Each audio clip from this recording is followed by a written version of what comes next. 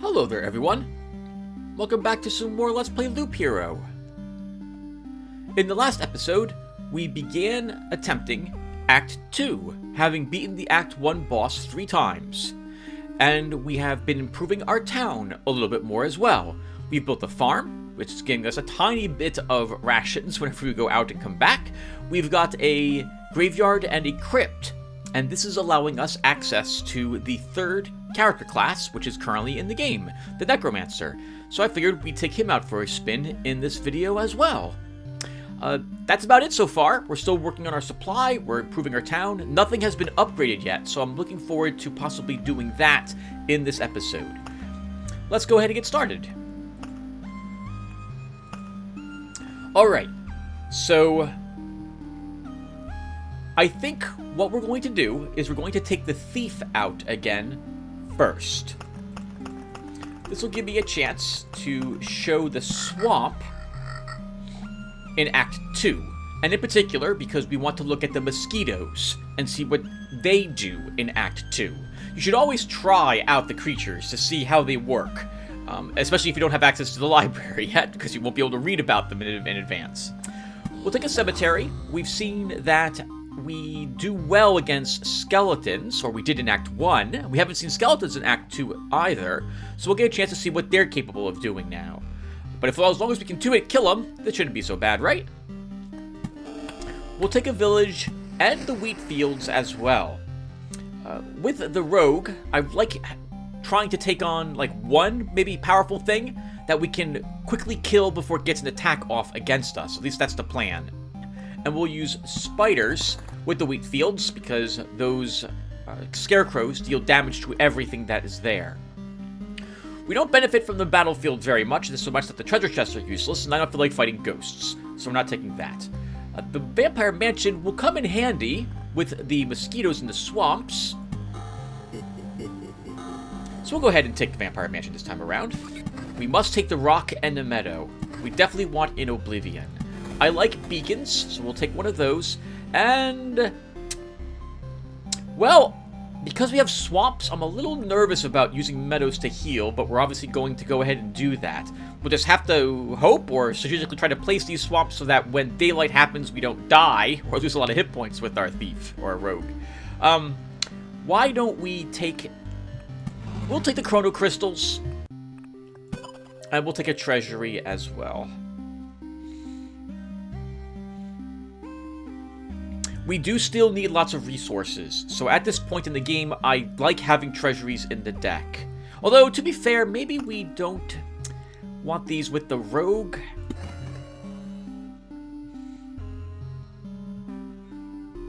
Okay, we'll take the road lanterns instead.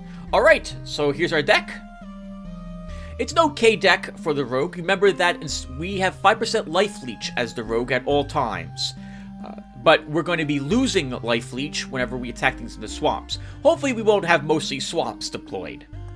Alright, let's try the rogue out on Act 2 with this deck.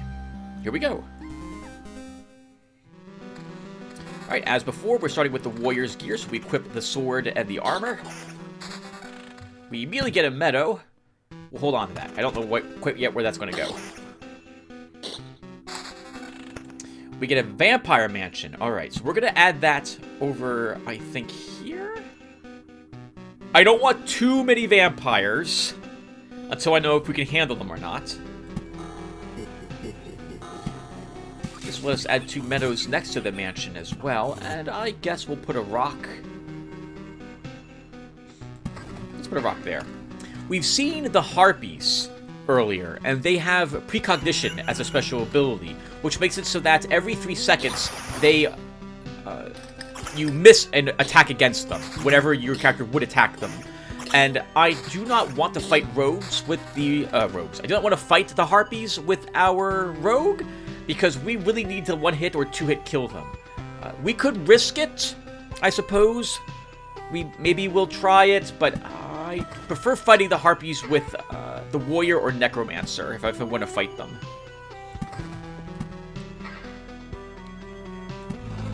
Want a crystal over here. There's not really much it's affecting, but it is affecting this meadow, giving us a little more damage. A little more regeneration. Let's see. I don't know if we're ready to fight skeletons until we have some more magic damage or we have at least another weapon. So, but I guess we can try it over here. Let's put the cemetery out over here. We should pick up at least a stone while we're in that area. Oh, hey everyone! We're getting something new this time around. We got a craft fragment from something. I don't even know what gave that to us. We could add a bunch of spiders to this spot. We could also add spiders here without increasing the amount that show up, and if we get a swamp, that would be a nice place to place it. So we'll hold off placing the spider cocoon at the moment. Let's drop another crystal down somewhere, though.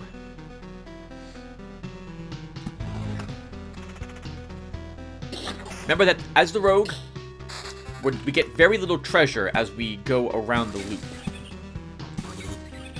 We get all of it when we return to camp, or most of it when we return to camp. Memory fragment and a stone. Okay, so it looks like the slimes are giving us craft fragments now. I don't think we were getting these from slimes in Act 1. This is important to note because different creatures begin giving you small shards or a chance to get better pieces of resources the higher level that you go in the axe. It is usually worth it to go up in axe when you feel you're able to handle them. But if you're looking for an easier time and you just want like 10 resources, like I just want 10 stone, 10 wood, and 10 steel, maybe do like 7 rounds in Act 1 and then you're done with it. But again, people have managed. Let's not place that. Actually, Tim, you should place the spider cocoons because you want to fight them. So let's add a spider cocoon here. We'll end up fighting lots of spiders, but we're gonna give that a try. We'll probably put the wheat fields here to help out with them. And this spider I want to hold on to at the moment.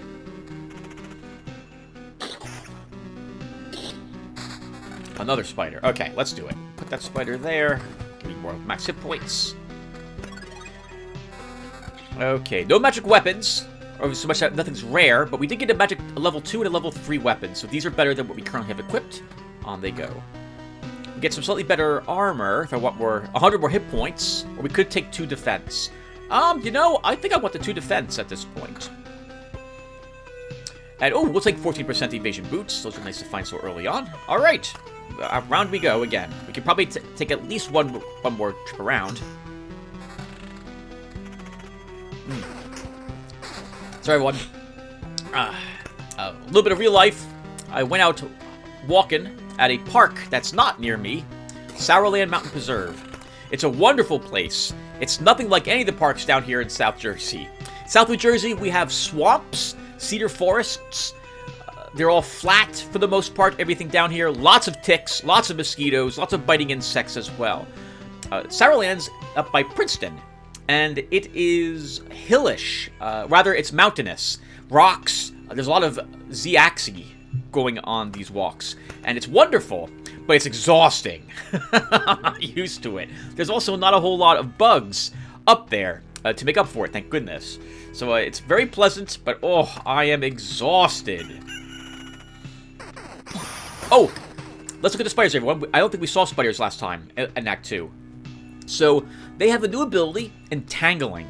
A 5% chance to immobilize target with web instead of attacking.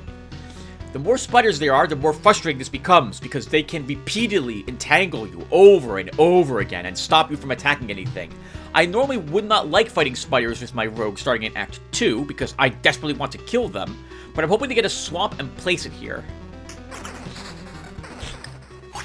As you can see, we can also still one-hit kill these spiders. Or we can one-hit kill them. Alright, let's see. We got a meadow. Let's get more regen. I guess we're gonna deploy... We really should deploy the spiders, because we want to fight them, we need more cards, and we want more treasure.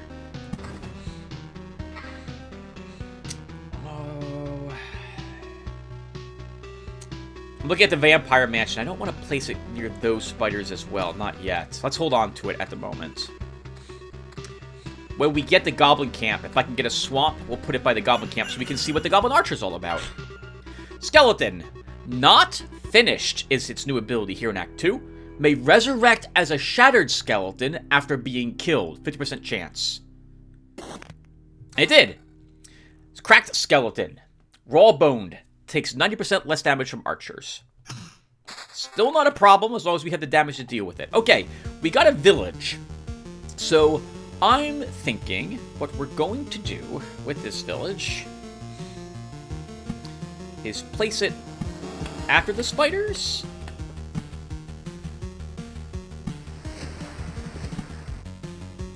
And give it some wheat fields.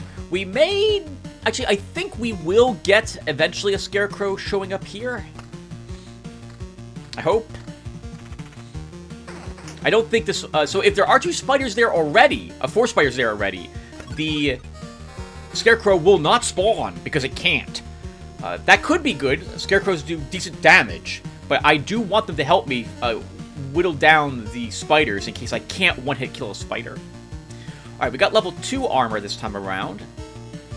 We gain hit points, we gain damage to all, we gain evasion, we gain crit chance. We lose that defense, but we're going to equip it.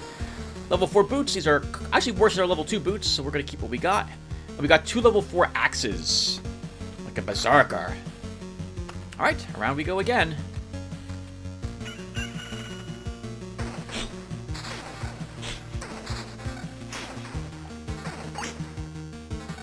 Alright, that was good. We killed all those things.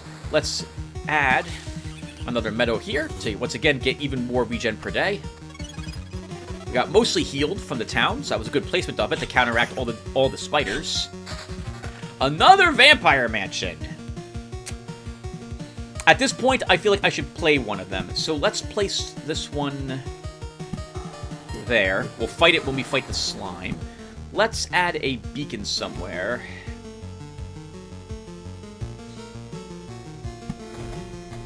Here. It'll help us kill these skeletons. Of course, it increases their attack speed, too.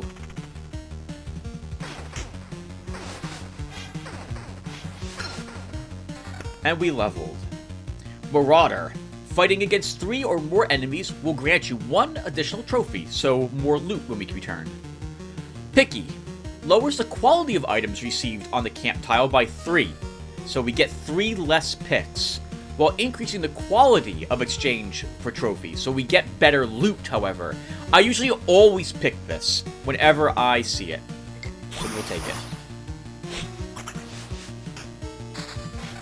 What's interesting is that the rogue has quite a few level up or perks that affect the loot he gets, as opposed to the warrior who has almost pure stats. It's interesting.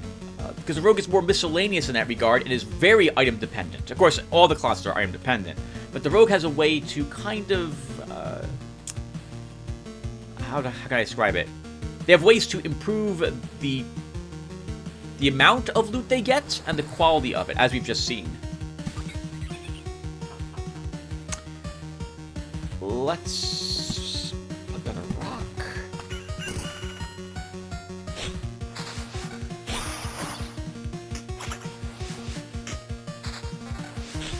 We haven't gotten a swamp yet. Alright, we got another village, but we know if we play a village, we also will get the bandits. We do have an Oblivion, though, so I think it's worth playing it. So let's try the same strategy about spiders over here.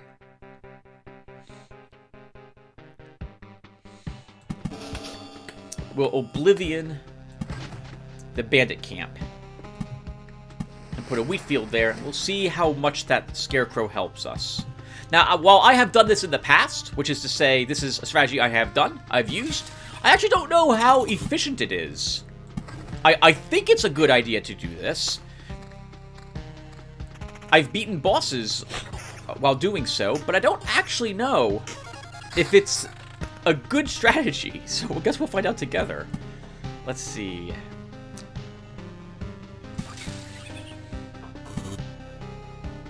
Merton, you don't want to fight the harpies.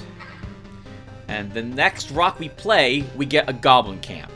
I think we're going to wait a little bit until I get a roadside lantern to help me deal with them. Oh, and we just got a roadside lantern. We got 2 roadside lanterns. All right, well then let's play a rock. Do I want goblins there? I don't think I do. But I can't do anything about it. The goblins are there. You don't have an Oblivion. So, we'll place some roadside lanterns. Let's see, let's place one here. Place another here. Actually, let's place just one at the moment.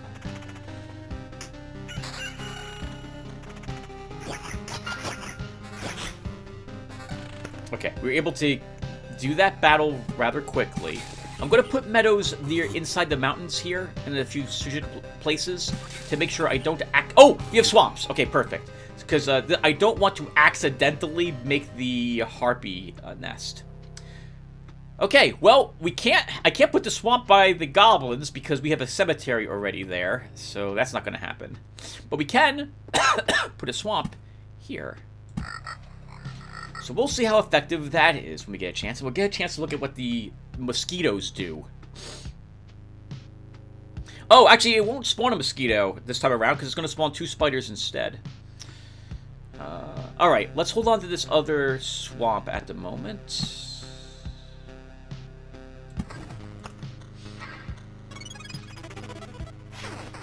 Oh, it made this one right here a boss. Easy kill. Alright, we only had to drink 1 potion when we went around that time. That is acceptable.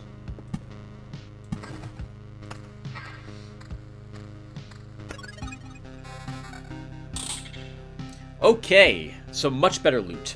So we're at loot level 4. We have a level 4 piece of armor, which fought with 5 defense. Or we have some armor with critical damage and max evasion. I think we'll keep our evasion high. So let's grab this armor. A level 4 weapon that does less damage than our current axes, but it has magic damage, 9. So it actually, I believe, it actually does 20 through 26 damage. So it does actually more damage than our axes when we equip it. That'll also help us against these skeletons. We still don't have better boots. Well, these are better boots, arguably. We can do even more critical damage when we crit if I take this pair of boots.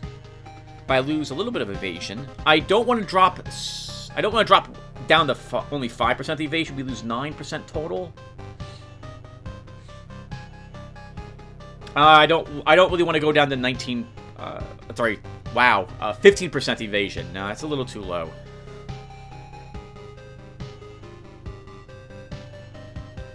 I guess we'll just pick up evasion then.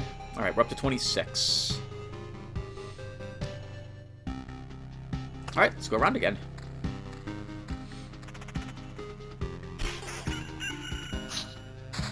Now, I haven't spawned a town near the vampire mansions in some time for that ransacked village.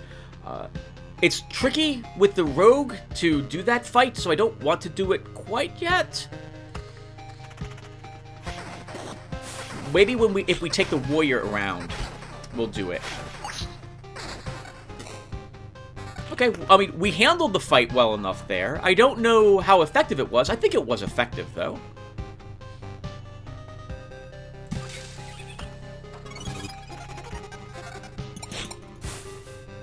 Oh, Tim, they attack before you'll get a chance to hit swing twice. Interesting. Okay. I'm not willing to drop down on damage for some counter, even though 60% would be nice, but no, we will hold on to it. Do I play this Wheatfields here?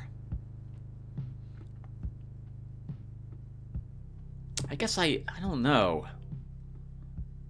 I don't know.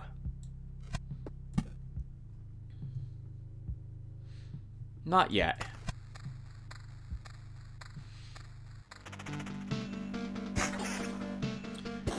And we are going to get a daylight in this swamp. Now, note that the enemies are all losing life when they attack us because of that vampirism, so that's nice, but we still haven't seen a mosquito. Oh, hey, mosquitoes spawned just as we left. Okay, so we'll get a chance to look at that when we come back over there again. We are going to drink a potion right when the next battle starts, and I don't know if I want to fight this. Let's add a roadside lantern. And we'll add this wheat field here after all, for even more healing. Let's add a mountain.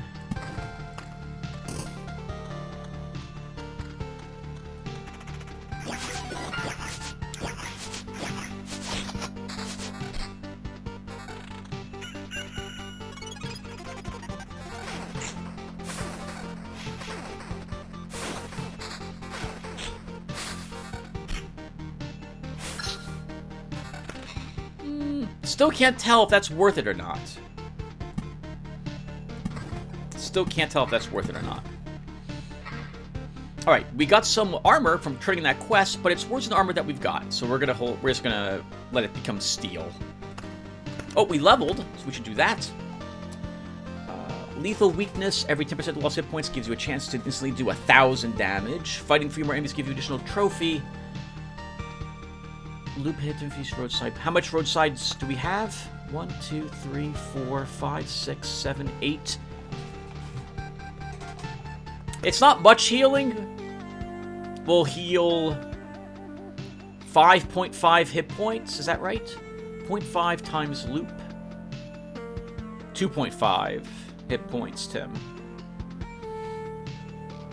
That's so little. So little. That's almost nothing. But the odds of this happening are very, very, very low. We are fighting lots and lots of enemies. Let's take Marauder so we'll get more trophies. Oh, no. We'll take the tiny bit of healing. And we'll add another Vampire Mansion then here as well. And this should heal us when we pass it. Yep, see that? 2 hit points. Okay, so we've got all higher level weaponry, so we're probably putting it on. Let's see.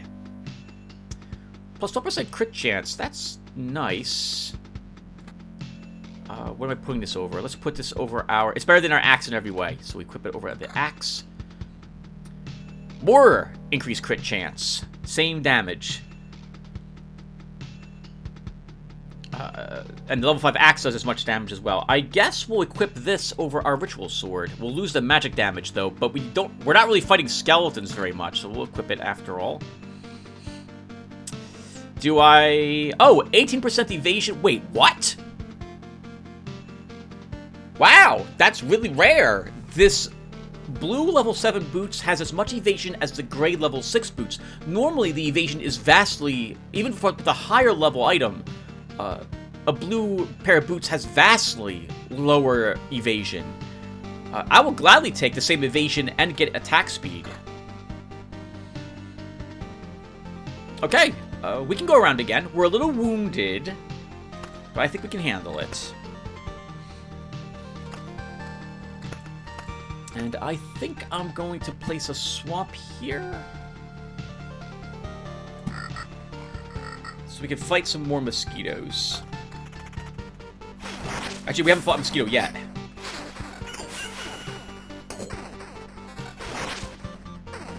What you see happening there is that entanglement. That didn't go so badly, but I don't know if it went so well either. Let's put a rock over here. Oh, that's a mountain, Tim. You should put it near other mountains.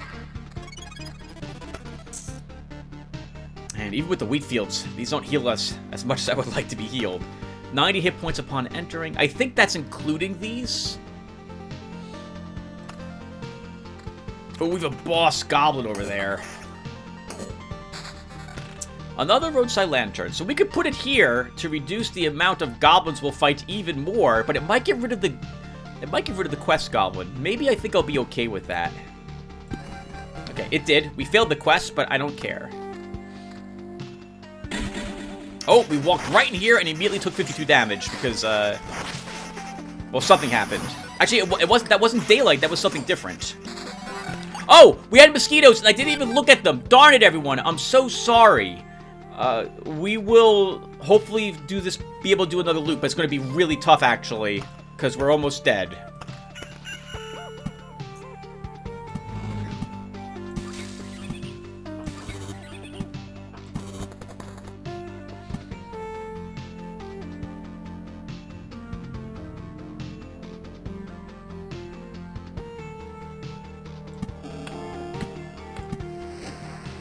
Yes, okay, so when we hover over the village, that tells me exactly how much it heals with the wheat fields included.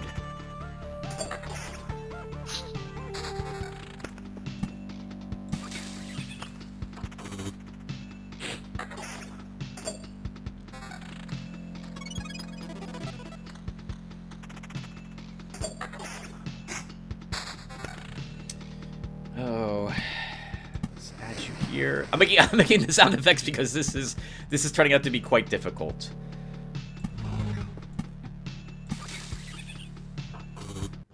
Which I expected it would be. We're not... Well, we don't have much evasion, Tim, so you shouldn't say you're not evading. Actually, and you are evading a lot, so...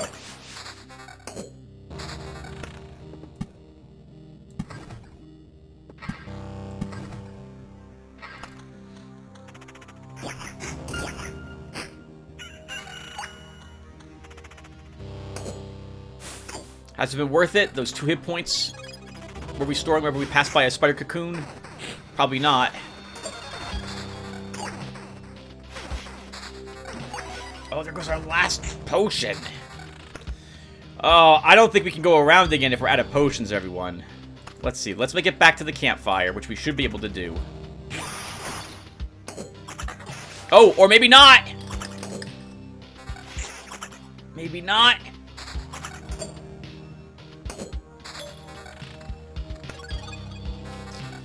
Oh, I don't have a good feeling about this.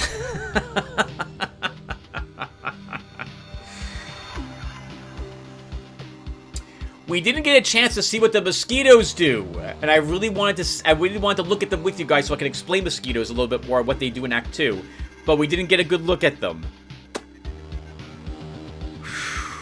So I don't think we're going to live if we go around again, everyone. I don't think that's happening.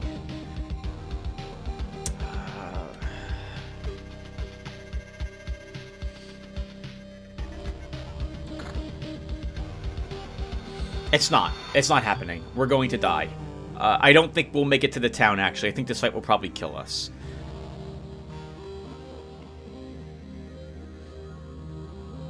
Yeah. We're not going to win. Okay, so this did not work out for us. Let's put this here. Thoughts are that, well, the rogue is, so my thoughts are the rogue is really difficult to play until you get a certain card unlocked for your town. And we're not going to get that one card I'm looking for some time. Especially if I spend these resources on other things besides additional new buildings. But we gave it a try. I think I like how this is working, a little bit at least, with all the spiders and the scarecrows.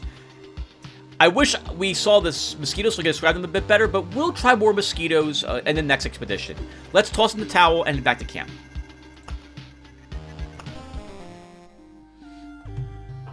So there's a few other things as well. Our potions are the weakest potions, so we're not getting very many of them. We didn't get really fantastic upgrades as well. We took the roadside healing, which is almost useless. So that ended up being a waste. Oh well. Well, we didn't die. That's the most important thing, because we got to bring back all our resources. All right, so let's look at our town first. We can upgrade one thing here. We can upgrade the herbalist the herbalist's hut. So I think we will do this. We'll gain plus 2% to the potion's healing effect, and we can carry 2 additional potions. There's much more room here now. To express my gratitude, I'll tell you a healing recipe. 15 lemons, 2 spoons of honey, 3 beads of garlic, and 10 ears of wheat. Throw it all in a pot of water and let it brew for a bit. Best remedy for sore joints. Don't give me that look. You'll be thanking me in 15 years or so. Can we build anything? Oof, no, we're completely out of stone, so we're not building anything else new. Alright. Well, let's head back out there and do our expedition then. So let's not pick... Oh, maybe do we want to try the rogue again? I said I'd play the warrior once, the rogue once, and the necromancer once. So let's try the warrior next. Now, if we're taking the warrior, let's think here.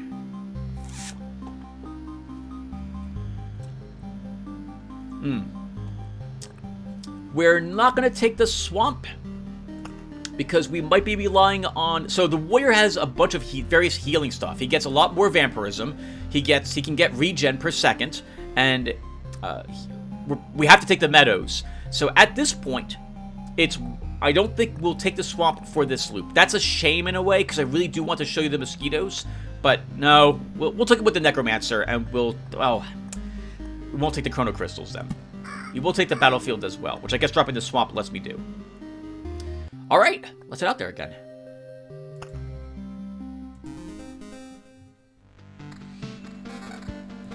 So we have all the warrior's gear. Everything goes on. And a meadow and a mountain immediately. So let's put this here.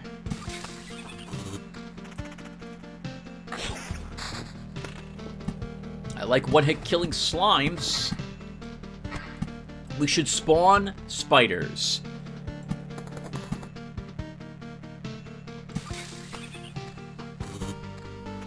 We want cards and treasure as quick as we can. And loop 1 through loop 3 spiders aren't going to be too difficult for us.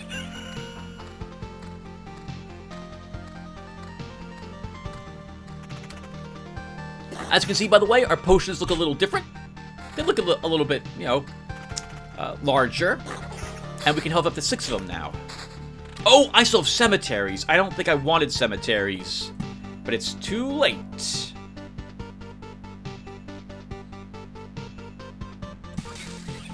It's too late. Okay, let's put the cemetery, I don't know. Put it over here to start.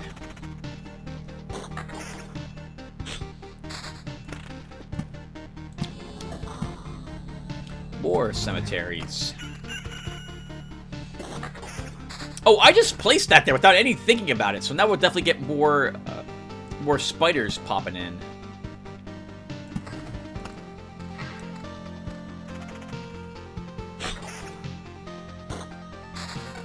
Our first ring, increased magic damage. We get the village. Let's think. Sure.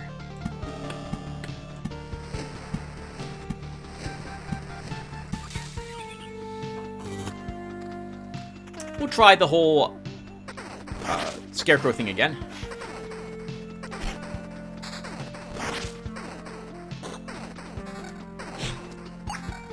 An attack speed ring. I think I prefer that over the magic damage.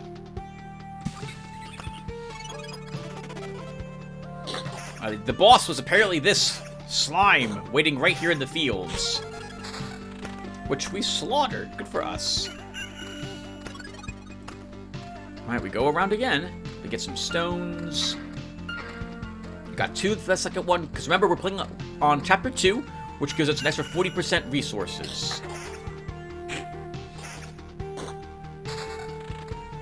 No reason not to take it. We gain some free counter for that. If I place the village, we'll get a bandit camp. And I don't think I really want to fight bandits quite yet.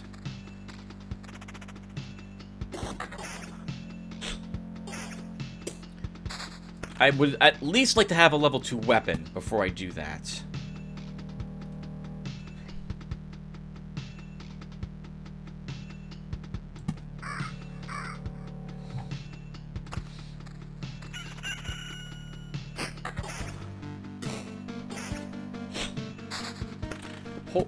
Holy rocks, getting a ton of these. Very nice.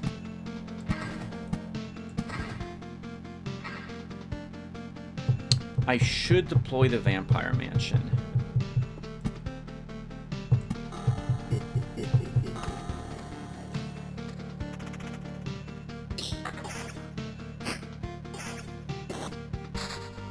Another village, okay.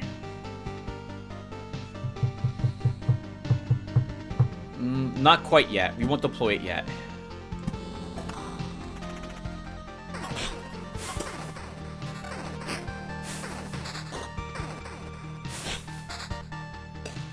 Painful. They're very painful, those scarecrows. But the little bit of damage they're doing to the spiders, I think, is helping our warrior in particular out in dealing with them. We will definitely grab some regen per second and some vampirism. Let's have even more spiders to fight and help us with these scarecrows, or at least to contribute to the scarecrows. We'll even do that. We have a beacon.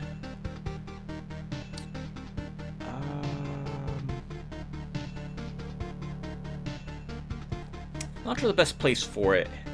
Let's increase, I guess, our movement speed here. Whatever it is, we're putting it on. It's better than our old armor. Magic damage encounter. Okay. I should deploy the other village, but I really want to wait a little bit. So we're... Oh, the chest went in the other direction. So we're going to get whatever's in that right before the campfire. Okay, well, we'll just have to wait. We'll take a slightly better shield. We have 19%. Oh, wow. We're doing no damage. 4. 5. Evaded. 4. Yeah, skeletons were a mistake. We should not have put skeletons in this stack. Oh, but we did get a good item from them. On it goes. Right, we were only using a level 1 weapon. That's why it was so tough. Okay.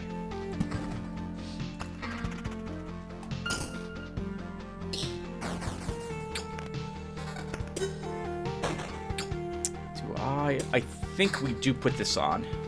We lose... we have 21% counter at the moment.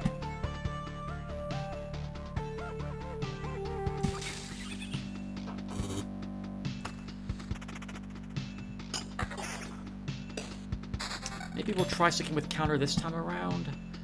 Alright, so... if I put this Spare Cocoon here... well... here's what I'm thinking we're going to do, everyone. We'll put the Spare Cocoon at this spot.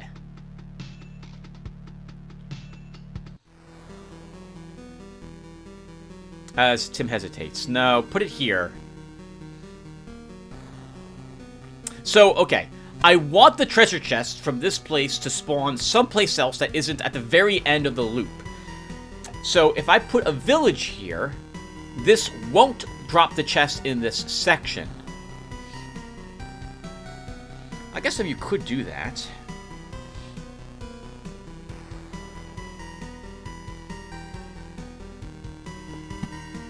So, I also want to block the bandit camp.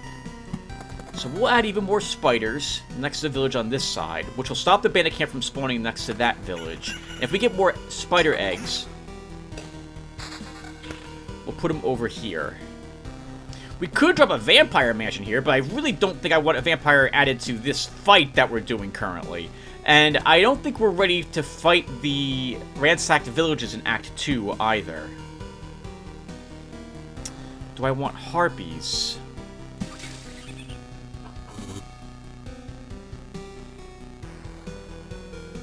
Not yet. Let's keep going. By keep going, I mean, try to get more cards. Maybe, I'm hoping for another Spare Cocoon so I can place it here. We will see if we can get lucky enough that the game will give us that.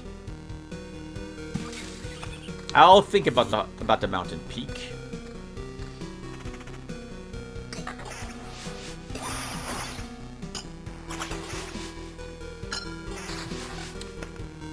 We have leveled. All of these are nice. I like all these upgrades. So we don't have much defense at the moment, so this isn't too helpful right now. We'll probably be drinking potions often in Act 2. So let's actually start with Strong Aftertaste. And we got an Oblivion. Okay, so I guess we could now spawn the villages.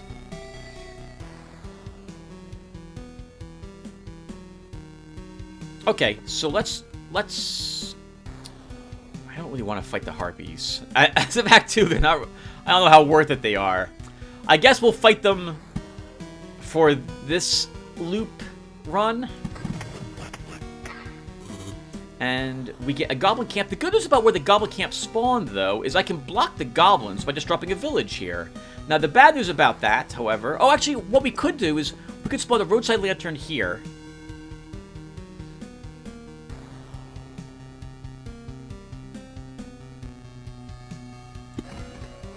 And then we put the village here. And the bandit camp can't spawn because there's no place for it to spawn next to.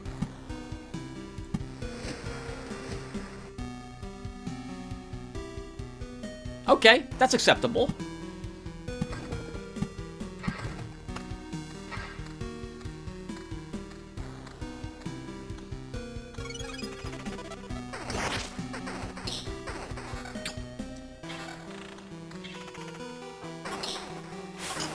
Did 20-something damage to me, about 7 or 8 damage to everyone else. We drank a potion, which is good. We want to drink some potions.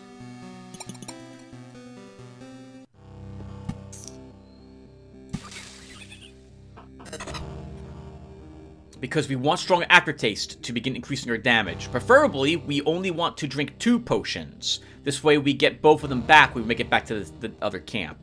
Let's put this battlefield here. We have another beacon.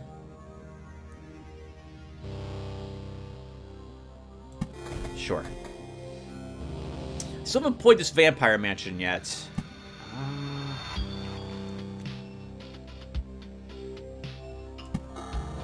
We'll add you there. That could be bad if the chest pops out here and that's a mimic chest. That will be very bad. Oh, it made the scarecrow the enemy. Nice! Alright, the scarecrow killed that one spider for us. So I think this strategy is kind of working out for us. We get a slightly better vampirism ring? We do. Let's take it.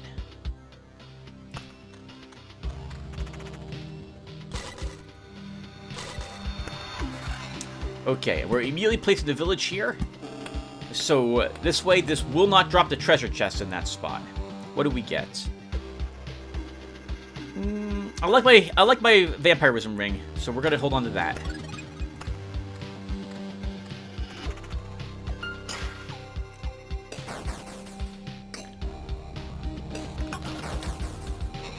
We're not doing too much damage to this skeleton. Ooh, that might be worth equipping. Oh right, we haven't looked at treasure chests in the second act. Everyone, they have a new ability. They are considered a creature, so we'll take a look at them in a few seconds. Let me first put this here to block a bandit camp from spawning around this town. Next treasure chest we see, we'll take a peek at it. So we've gained some better armor. We gained 200 hit points. We're gonna wear it.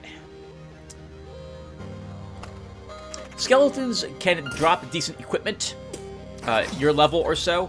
So it's the graveyards aren't bad necessarily. I prefer them with rogues instead because I can generally 2-hit a skeleton before it gets a chance to attack. Where am I placing the next village, Tim? Because that might determine where you're placing this. I don't mind fighting all those spiders.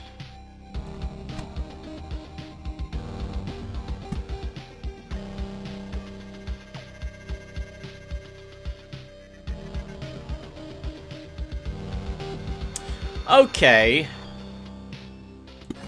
Let's put the roadside lantern here, and we might deploy a town here to make it a ransacked village. The road lantern will reduce the number of ghouls that we're fighting by 1 to 3 instead of 4. And maybe we can handle that a bit easier.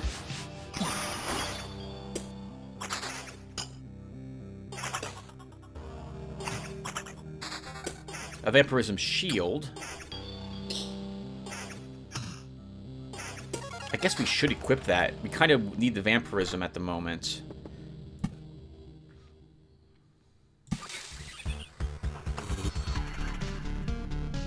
Alright, not a mimic. Splinter. After every 4 attacks, a splinter breaks off, dealing 5% damage to hit points. Damage to all is terrible to have here, because that 46 damage, that was done because of the chest. And of course, we can't make our hero attack the chest first. He's going to attack the vampire. Okay. So let's equip this and so we get more regen per second, which I'm desperate for at the moment. We could use some more defense, so let's equip this over our level 2 shield. We lose vampirism, but we picked up a lot more regen per second.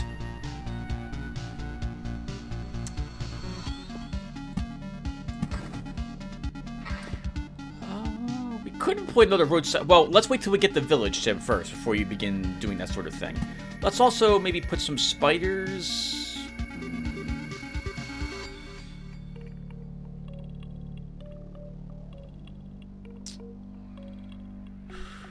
Gotta do more battles, Tim.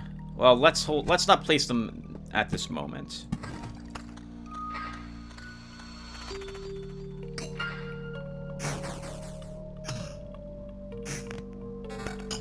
That's an evasion weapon.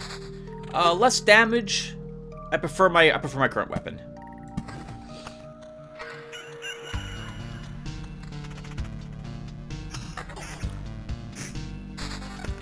Meadows. We want more crystals. Where's all the crystals? We're not getting very many of those. All right, let's. Where is this going?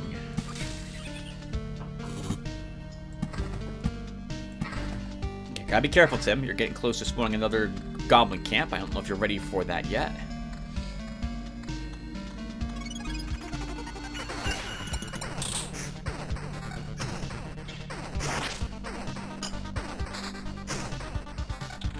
Another cemetery. The skeletons are actually giving us a hard time, so we're not going to deploy that quite yet. We're going after the scarecrow first. I think this is actually a good idea. It weakens all the spiders for us, whatever attacks as we're dealing with it.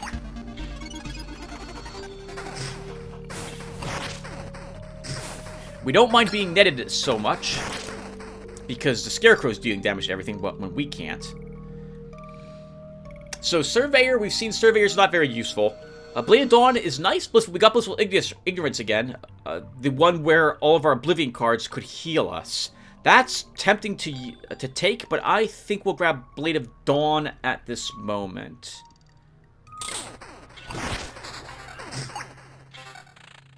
We're handling the fights fairly decently. We're drinking only 2 potions, but that's good. That's slowly increasing the damage that we're dealing.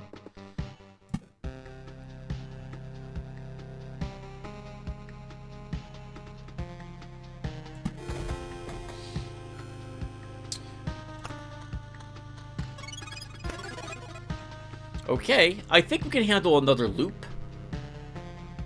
What is this, by the way? We lose a tiny bit of attack speed I've got. We gain 4 magic damage. We don't have any of that. We lose our defense. We pick up 6. No, let's keep what we got at the moment. We're not getting very good loot here, actually, are we? We've only got a still level 3 ring and a level 3 shield. We're about to start loop 5. But out we go. Oh, okay. We got a level 5 ring and a level 5 shield. What's the shield? 16 defense. 8% attack speed. We will use that.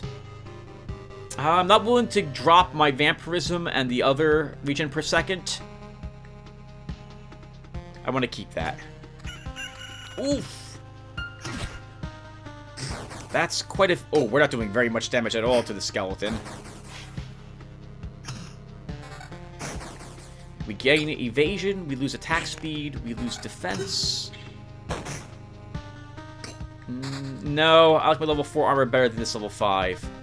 I don't like this fight. But I don't think I want to Oblivion it either. They're under the effect of this road lantern, so we will deploy another road lantern here to get rid of something there. Alright, good, I got rid of the harpy. Okay, let's step in there.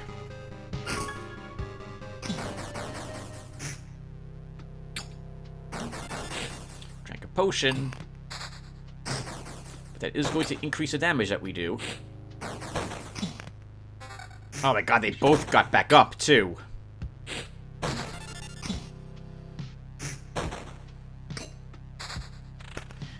Okay, so I'm going to add a spider here.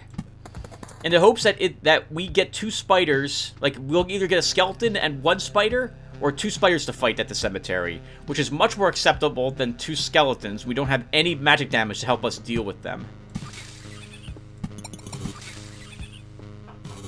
I don't think I want to deploy another rock yet until I see where... Until I have a village in my hand. So I can see where exactly we're going to end up having another goblin camp.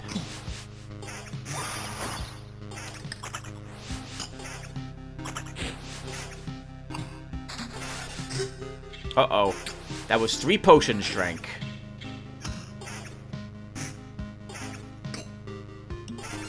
Four potions drank so far. So this is looking pretty bad for us. We just started this loop. We may be fleeing at this point. We have 2 skeletons up ahead. We're not going to be able to kill them, I think, so we're going to just get rid of them. Using our Oblivion for that. Level 5 sword does as much damage as a level 4 sword. We gain vampirism, but we lose damage per second. Let's equip this.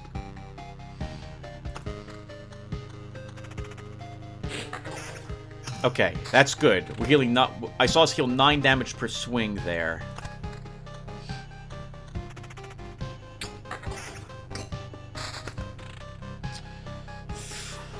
I love to play these, but I don't think I'm ready for another goblin camp yet.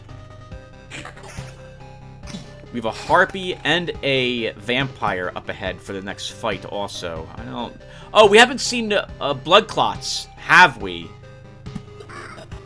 Let's see if we can get one to spawn over here if we go around again, which we might not be doing. Yeah, this fight's going to be tough. Blade of Dawn to the rescue.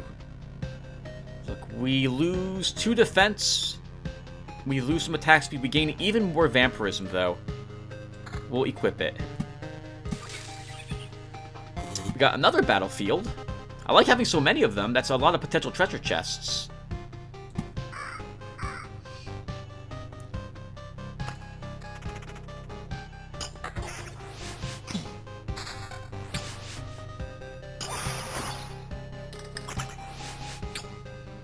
Unfortunately, just low attack speed is pretty bad, unfortunately, for us.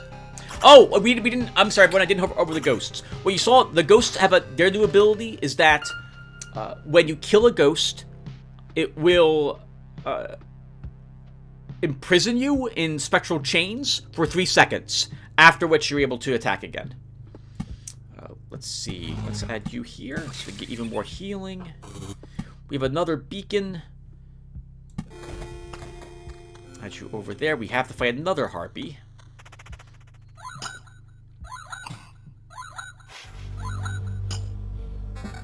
I do like healing this much with our vampirism, so we might be able to go around again.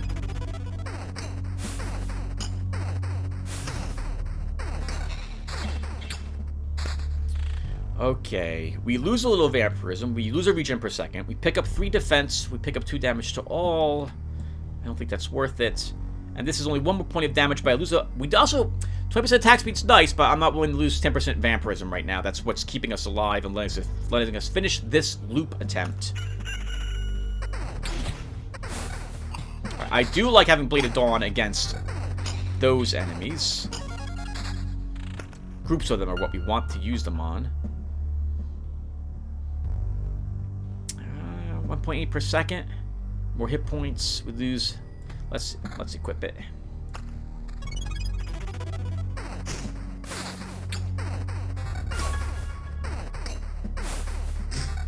Thank you for killing that spider, Mr. Scarecrow. Counter shield. We lose 1 defense. No, I like my current shield better. Look at all the rocks we have in our inventory. My goodness. And we gained another counter shield. don't want to lose the vampirism. Alright, can we handle going around again? I think we can. So let's do it.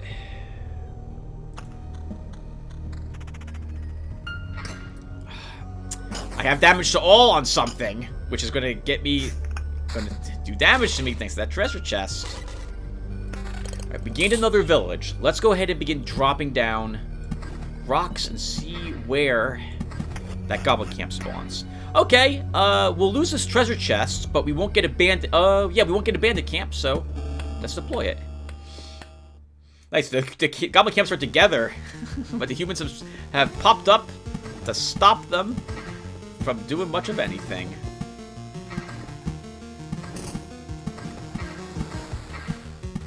Okay, let's not deploy anything else because we might get another goblin camp. Now, as for the loot, this is a decent weapon. We would gain 9 more magic damage. Sorry, 5 more magic damage and quite a bit of normal damage. We lose 10% of our vampirism, but I think we'll take it. I don't want to lose my damage to all at the moment. Blade of Dawn! 2 Oblivions! Very nice! Hey! Let's drop these then. Because I can just Oblivion the goblins and we don't have to care about them.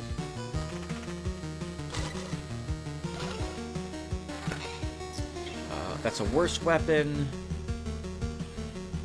We gain 14% evasion, more hit points. No, I like my level 4 weapons better. Blood Clot. Submerged is its new ability. Goes underground after every 2 strikes, cannot be targeted.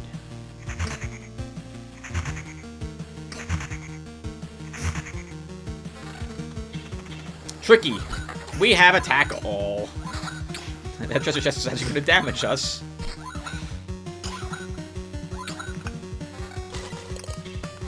Did that treasure chest have counter? It looks like it did. Alright, let's get more healing. Another counter shield. I can't give up this vampirism. Another counter ring. No. Nope. We're not taking these.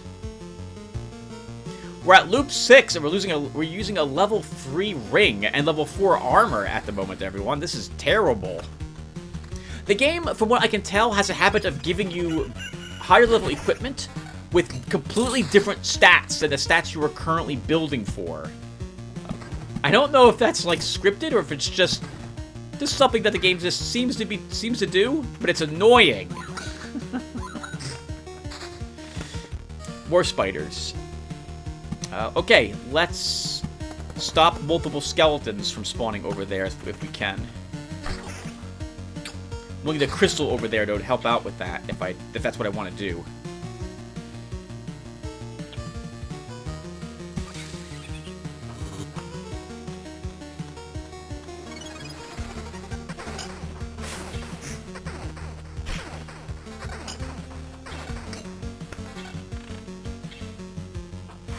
No! I need the regen per second. It's keeping me alive.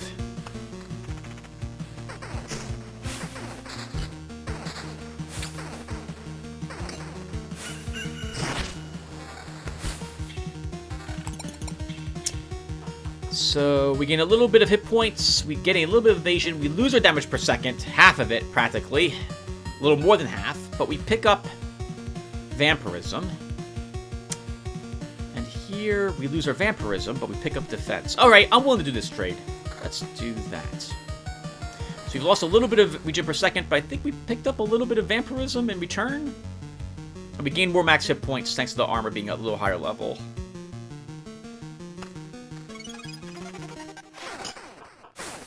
Yes! Kill that spider for us, Mr. Scarecrow. Leveled! Let's see. Treasure Hunter. 5% chance for a chest to spawn on top of a killed enemy. We're not getting really good loot, so... But we're also fighting lots of enemies, so battering ram could be useful to keep everything stunned for a tiny bit of time. We're not going to be fighting the boss, by the way, everyone. Not in this video. We are not going to be... how to describe it? The boss has... This next boss really benefits from you having lots of attack speed. If you're not playing the Necromancer. If you're playing the Necromancer, you can probably kill the boss. Even without attack speed, but it's still super helpful. So, I'm not so interested... We're not going to beat the boss if it shows up. But we'll try to see if we can spawn it, at least. So, it's going to be one of these two. I think we'll take... Let's look. How much steel do I have? 6 steel? Let's grab Treasure Hunter. We'll hope to get more loot. We are doing 9 magic damage, so we can probably handle more skeletons. So... Let's put you here.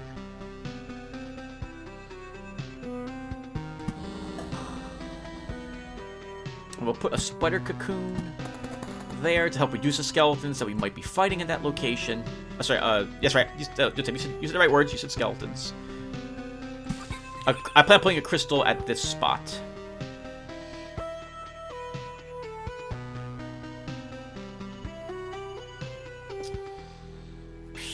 Maybe we can add a... no, vampire mansion to that stuff yet, Tim. Don't do that. Crystals, okay. I said I was going to add them here. Let's do that.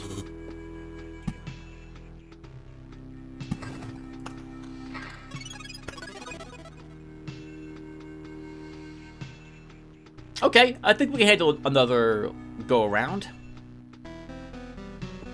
I keep forgetting to add this wheat field here. If I'm going to do that, I should add a spider egg on this side as well. Okay, we don't have any more damage at all, thank goodness. So we don't... Oh my... Come on! Hit the skeleton, hero! Okay, they're very good. Okay. This is finally a better shield. Let's look at both of them. So 20 defense, 23 defense, 20% counter, 21 defense, 19% counter, and 1.8 regen per second. We're going to use this. It's more regen, we gain more defense, and we pick up a little bit of counter now. Let's go ahead and add that. No, let's not add the wheat field until we have a spider to put next to it. Blade of Dawn! Alright. Hey, we actually got some treasure! Holy crap, I forgot treasure was even a thing we can get, because we haven't gotten any of it earlier with our rogue. Alright, let's move on.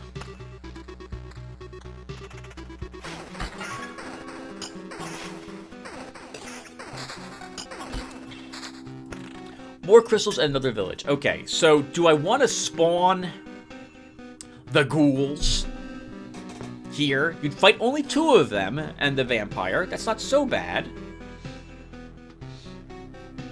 That's not so bad. Let's do it. We'll get a chance to, assuming we go around again, we'll get a chance to read what ghouls get in this act. Oh! Okay, no, never mind. Okay. Oh! No, it's still bad. We still have a crow crystal near this blood clot area, Tim. Keep that in mind.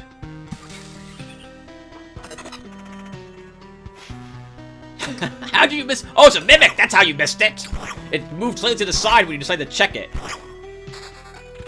Another level H. A kitchen knife. Nice. Oof, this is 31 defense. That's pretty awesome. But I like my regen per second. That's going to keep us alive. So we're not going to equip that yet. We don't really need this deployed. I don't need this. I guess we'll add a wheat field. No. I want to fight just. So if I add a wheat field here, we will get spawns of the scarecrows, and the vampires will help out. I don't want to do that. So we're not going to play that there. I don't want to play this here yet either. Let's just kill the clot.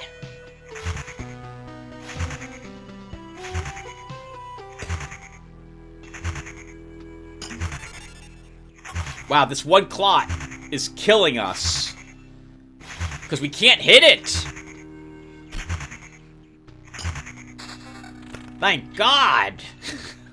That was stupidly difficult. Alright, let's keep increasing the amount we heal per day. We're up to 108 per day. That's very nice. A level 6 piece of armor. We gain evasion. We lose 9% vampirism, which I'm not willing to do. We gain 6% attack speed. No, you can't give up the vampirism. You can't do it. Oh, there's a town here, Tim. Why don't we add a wheat field around here somewhere? No, because there's no reason to do that until I get more spiders added. Blade of Dawn! A mimic! It's a mimic! Kill it! Please kill it! Or the bats, I guess. You can kill the bats too, I suppose. Okay, so... Our sword, we'd pick up... Wow! We'd pick up 11... We'd pick up 2 magic damage. We'd gain more base damage. We gain 2 damage to all, which I don't like. But we gain 10% vampirism. That's equipped. A vampirism shield. So we lose 2 defense. We keep our regen per second. We lose our counter, which I don't care about very much. We gain 4 damage to all. I guess we're gonna pick up a little bit of that. And we gain even more vampirism. Or... with 30 vampirism, Tim, we could... You could equip this armor to give you more attack speed. Let's do this. So we'll equip this shield, losing a bit of defense. We'll pick up this armor to give us slightly more evasion. Actually, give us evasion and attack speed. And I think...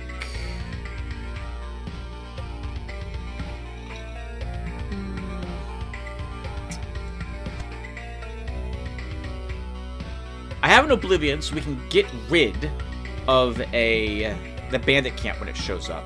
So why don't we do that? Let's have a village go...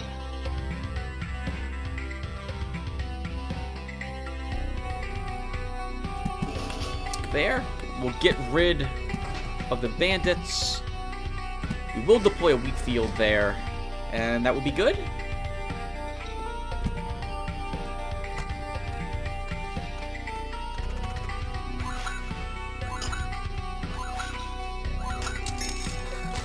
Oh, hey! We got a treasure chest thanks to our 1 perk. More hit points. We lose the only evasion we've got. But we gain an extra 100 something hit points. I don't think that's worth it. I'm not losing 11% vampirism.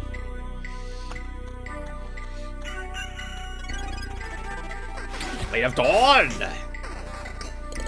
Attack speed scimitar. Not better than what we're currently using. I'm not even bother looking at it.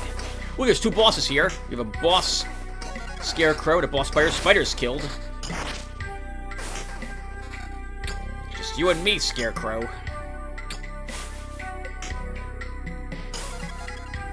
Well done, hero. Well done.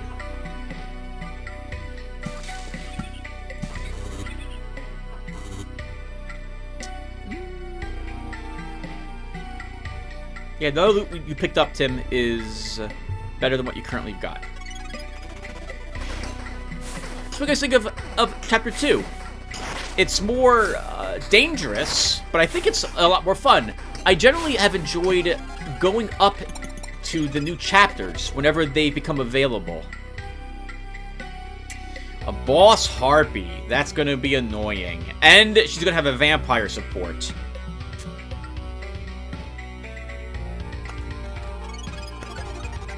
If we're going around again, that's going to be pretty tricky. Now, if I was going to fight the boss, this would be the round I want to do it in. She'll be loop level 9 when we fight him.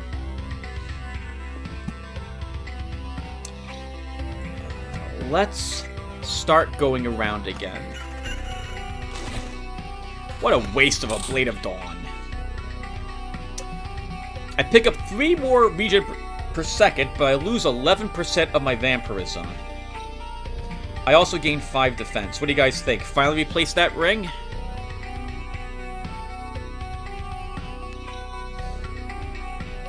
The attack speed plays nicely with vampirism. It doesn't really play nicely with regen per second, though. Actually, it does play nicely with regen per second, too. This is tempting. We pick up a little more defense, we'll take a little bit less damage from everybody. We gain... It's 3.6 more regen per second. Let's try it. He says, as he looks at everything else to see if he has any other vampirism on any other weapon, which he does not have. We're going to drop down to 19% vampirism. Let's wait a little bit and fight these creatures, and we'll see how much life we have when we're done. If we have, like, full life... Well... So, the only bad news about having full life at the end of these battles is that we are not going to ever benefit from strong afterchase anymore. Maybe, though, we don't care about that, because we're living.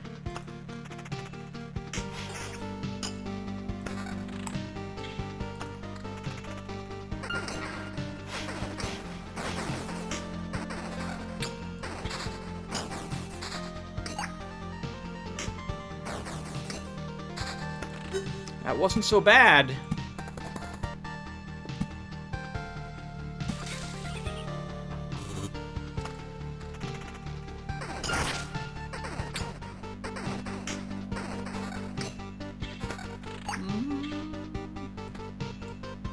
Even more vampirism, Tim. You could just drop more of your... Okay, well, hold on.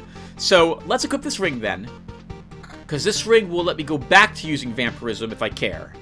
And let's see how much 5.6 regen per second really helps out. We're still healing a decent amount. Ooh! We did pick up another vampirism ring. 14% vampirism and 5 damage to all. Okay, hold on. Ghouls, I remembered. Okay, so here they have Carrion Eater. Devours a random corpse, restoring 25% of hit points.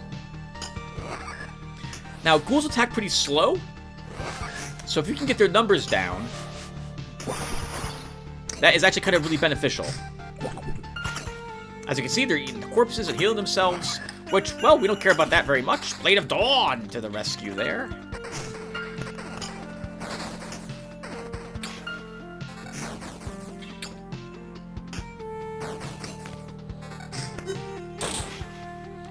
Stop spawning more skeletons, skeletons. Okay, let's see. No. I don't think we want this over our current ring, our current shield. I think we've been playing this one a while now, this loop. I think we will probably spawn the boss, but we're not going to stick around, I think, for this fight.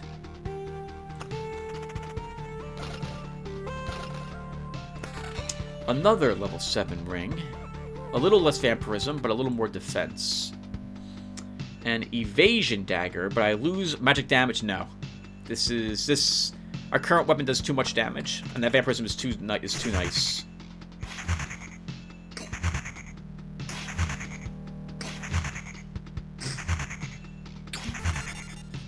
Yes, give me more damage output, please.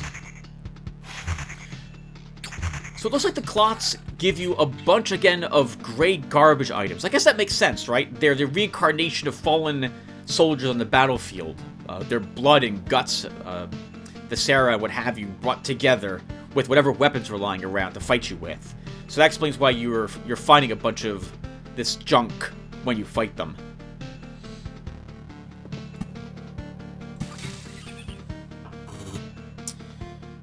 Okay, let's spawn the boss. We'll listen to the boss music the rest of the trip.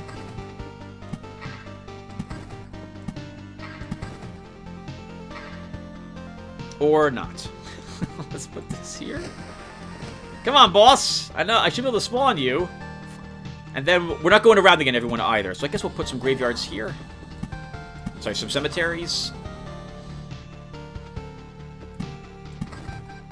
Oh my goodness! Still not spawned. Alright, let's see. I mean, I guess we could play a roadside lantern.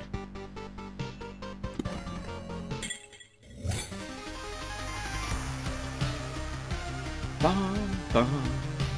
Radiates with a powerful energy that devours space and time itself. It's time to face the destiny of this world. Not today.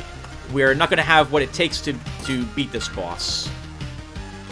I'd have to move everything over into attack speed if I want to do it. Actually, I like the shield. We gain a little more defense.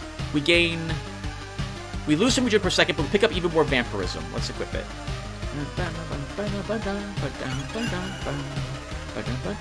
Okay, a good test will be this fight. Ooh, that's a good shield too.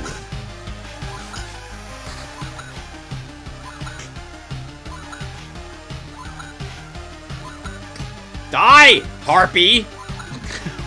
So annoying!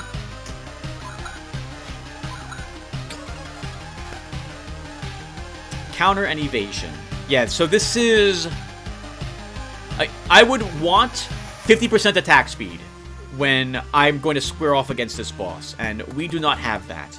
So we're, at the very least, like 43%, and even then that's kind of low. So no, we're not going to fight it.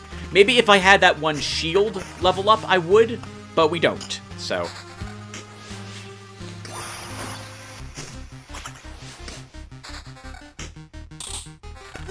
I guess we could do it, but I know we're not going to... I don't think we're going to win. I highly doubt we're going to win.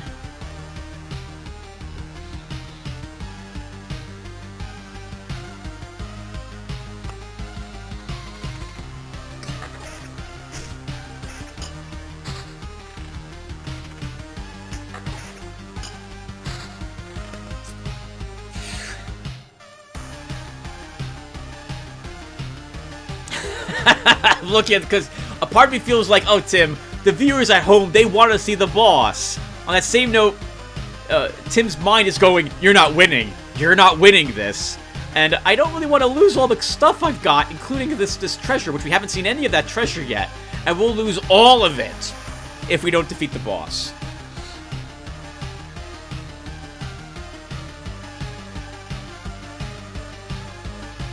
No, we're not really ready. Blade of Dawn! Let's see. Points. Defense, 7 more magic damage, 30% counter. I guess as long as I'm talking, a counter against this boss is useless. Counter is useless. Evasion is, as always against the bosses, somewhat helpful.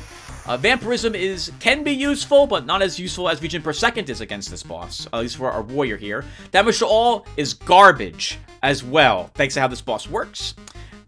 But attack speed is amazing. You want attack speed against this boss. At least that's been my... that's been... what I have noticed that seems to be the most important stat when we go up against this one. And we have almost no attack speed, only 16% bonus. Alright, let's place everything else. We might as well start getting whatever stones, what have you, we can grab. Especially if we don't feel like sticking it out, which we don't.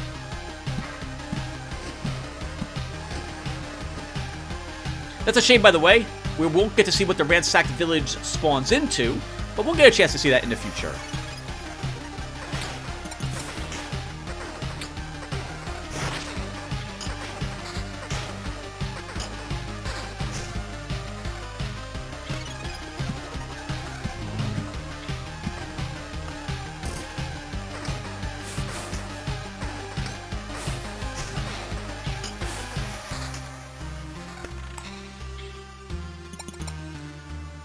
Okay, so when we walk on the boss, the game's going to pop up the choice, and we can't hover over any of our equipment at that point.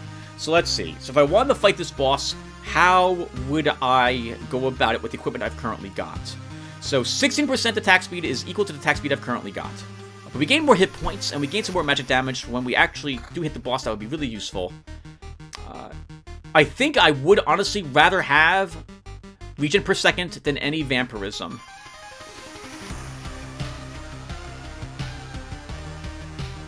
Counter is useless against this boss. Can I get any more attack speed? I cannot. So it would be this shield.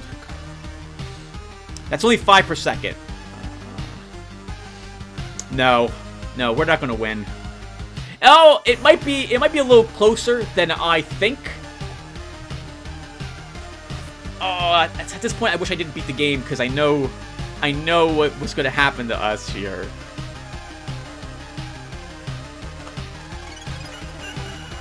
Alright, we're at full life, and we have 5 potions.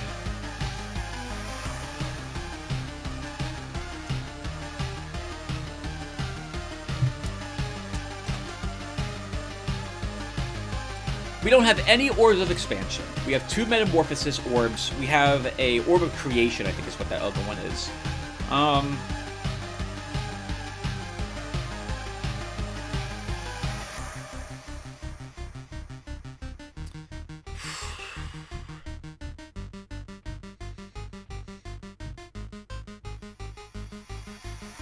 No, we're not going to win. We are absolutely 100% not winning this. And the daylight just spawned, so I might have my Blade of Dawn ready, but that hit point per day would have been really useful. No, we're throwing the towel. We're not gonna win. Off we go. Okay, so we have time to do another one. This will be a long episode, I suppose. So first, what else can we build? So we need more wood and rations to make an intel center. And we can't build warehouses yet. So a warehouse, all this does is it increases your supply limit by 10. Which is great. That's phenomenal, giving you much more space to equip more items. But at the moment, we're not having really trouble with space. We just don't have treasure. So, speaking of treasure, we picked up some new stuff. Let's take a look at this. Jeweler's lens. Multiple lenses with different magnifying abilities put into a single frame with a varnished handle allows a jeweler to become even better at what he does. Raises the chance of finding a rare item by 10%. I believe rare items are these things that we're finding at the moment. These treasures. Skinner's knife. A knife made for working with animal skins, not in mint condition, but still quite useful in capable hands. 10% chance to receive 1 ration after killing a rat wolf. Plus 5 hero damage against all rat wolves. You might as well equip it. We don't have anything else. Kitchen knife. Usually used to cut and peel vegetables. Can also be pretty dangerous for a clumsy cook's fingers. Plus 1% base hit point for every food item placed in our camp, which is just 1. So far, if I'm being quite honest, the only really useful items we've got are this, Alchemist Shelf, and arguably the Blacksmith's Hammer. These are not so useful until we have quite a bit more supply. But, once again, they are slowly beginning to add to our total power. Alright. So, we can't build anything. If I want to upgrade this, that's wood, stone, rations, and both orbs of expansion. We also unlock another food supply spot, but I don't think I care about that right now. So, I will say that you probably want to consider building the field kitchen leveling up twice, because at level 3, there's a very nice upgrade that it has, which I can't imagine you not wanting to have. Actually, I guess, you know what, let's upgrade the field kitchen. Congratulations, hero! These new cauldrons will make life better, not just for you, but for the whole camp. You can write down a new recipe to celebrate. Mix 4 chopped potatoes, half a grated cheese wheel, a pot of sour cream, and then bake for an hour. Only fried eggs are easier to cook than this. Alright, so we heal a little more now. 18% increase, so 38% total. Now that, you might be thinking, Tim, that's like nothing. And yes, the second level upgrade it's not the most attractive upgrade in the camp.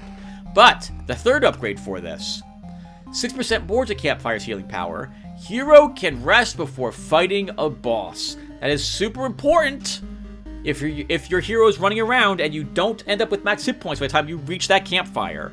So this also lets you restore potions before you fight the boss also. It's a very nice upgrade. Alas, it requires lots of orbs of expansion, which we don't have enough of.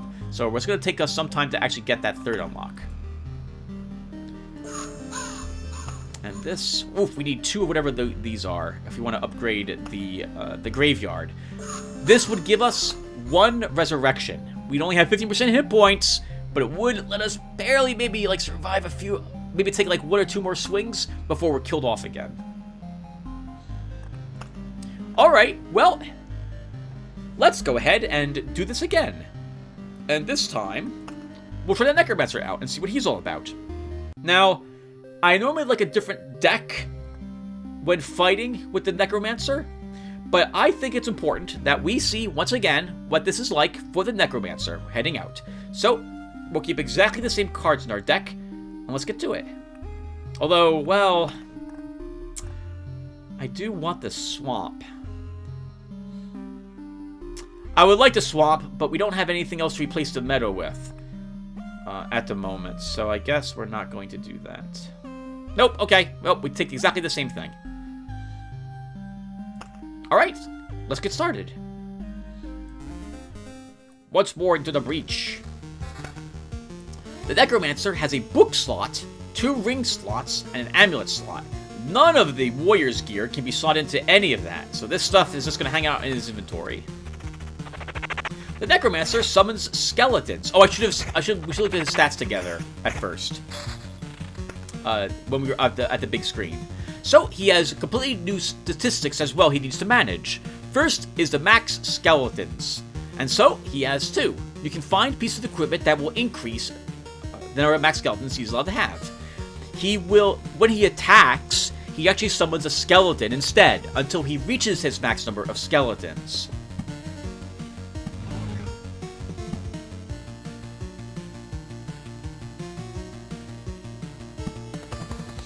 Once he reaches his max level of skeletons, then he'll punch whatever it is, dealing his hero damage.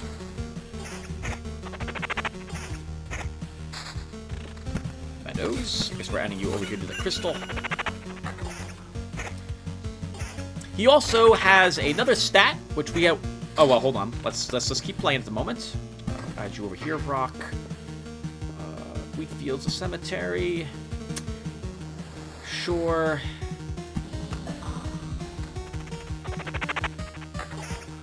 Until we start getting more items that actually affects him. There's not much for us to talk about. Summon quality. Summon quality is the chance that instead of a normal skeleton, which is what you've seen us bringing into existence so far, we will summon a better skeleton. There are 3 better skeletons, 2 of which you will probably see as we attempt this loop. One of which we might see, depending upon how well we are doing.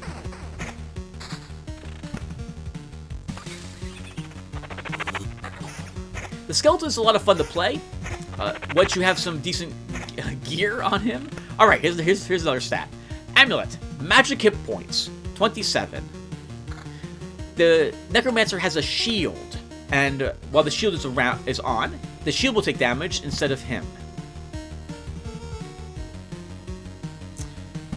If I'm going to fight the boss, I'm going to want the beacon hovering over our cozy camp.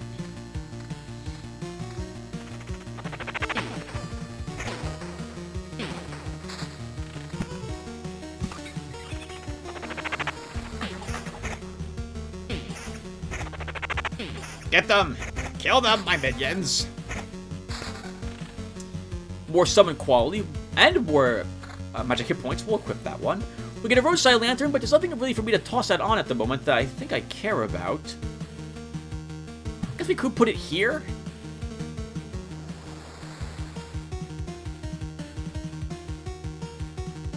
I could put it here as well. I'm thinking about bringing it forth the ransacked village with the vampire mansion this time around.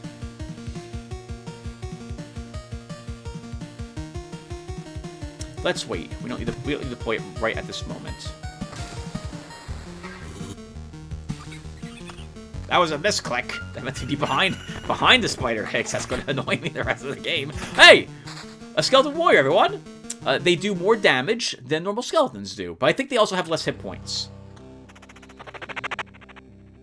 Yep, they have less hit points. They attack, I think, slightly faster as well. A book! Oh, we actually got a book, it looks like quite some time ago. So these books have a new stat, looks like, something called skeleton level. Skeleton level is how powerful your skeletons are. There is, to my knowledge, no upward limit to this, and the level is related to the level of the skeletons in comparison to the loop level. You want your skeleton level to be equal to the loop level if you can manage to do that somehow. I think we'll grab some more summon quality. And our skeletons have now plus 0.8 to their level. Now we're in loop level 2. So our skeletons... so the loop level affects the skeletons' damage and hit points. Which we'll see when we fight the slime. Oh, we got another ring, by the way. More skeleton level, plus 27. Now, instead of 10 hit points, our skeleton has 21 hit points. And instead of 4.6 damage, he's doing 9.93. This is not because of the loop level. This is because of our skeleton level. Notice that his attack... I think his attack speed is the same? At 54? That's a lot of rocks!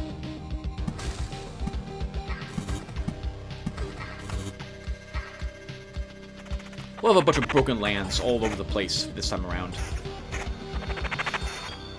Kill it! Let's see. Got you over there. I still don't want to deploy the roadside lanterns quite yet. Yep, our skeleton warrior is doing 13.45 damage. Amazing. That's 0.63 attacks per second, so he also attacks quicker. But as we see, he has less hit points. Alright, the other special skeleton, a skeleton guard. More hit points than normal skeletons, deals less damage than I think even normal skeletons, and attacks slower than them. But it's a tank. The enemies must target it and first. Actually, they're forced to target it, period. They will ignore me and any other skeletons until they kill that creature. Alright, I recognize that one ring that we got, that odd-looking one. This is a plus skeleton, max skeleton ring. Let's go ahead and put this instead of our summon quality.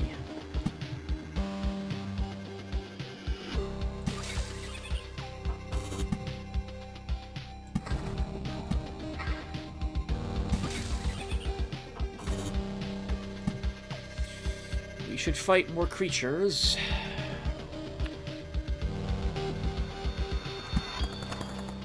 That's right. We should try to fight more spiders.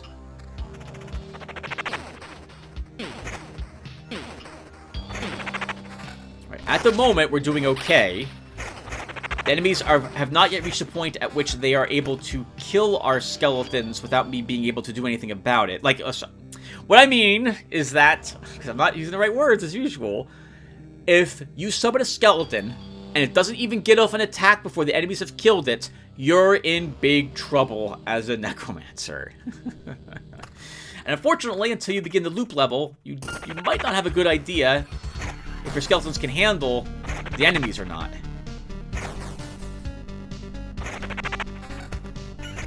A defense ring, that's useless!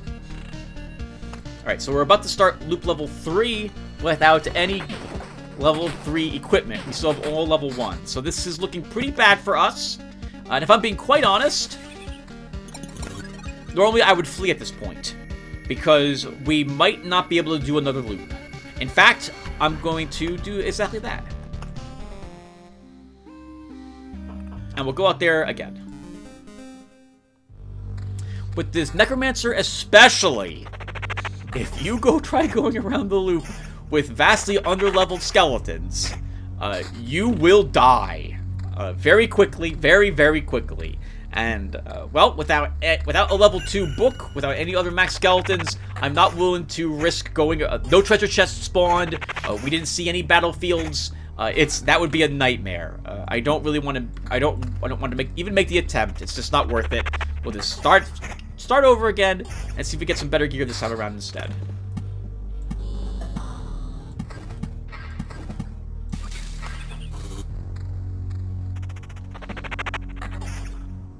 Again, something that this game encourages is knowing when to run away. Just like the Gambler song. A battlefield. Useful. Let's put that here. We'll put the vampire mansion here.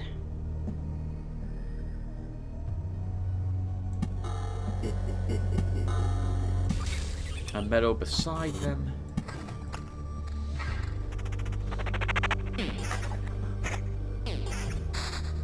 Another battlefield. I'm a little worried about the clots. And they don't really... Well, they do drop gray armor, which maybe we do want. Well, they drop gray equipment, which should be stuff for us. So, sure. Let's do this, and we'll take a single clot.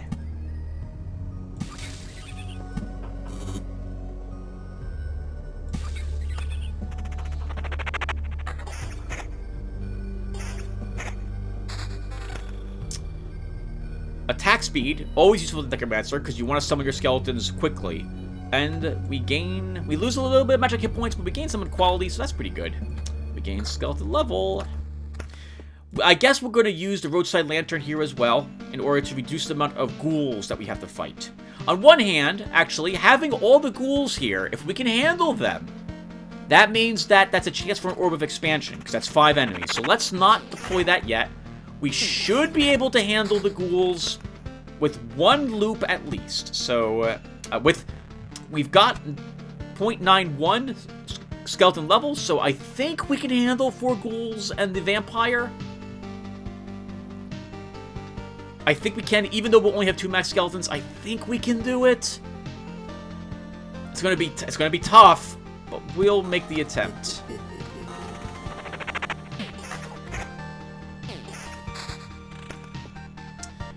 And we got the village, so let's go ahead and give it a try.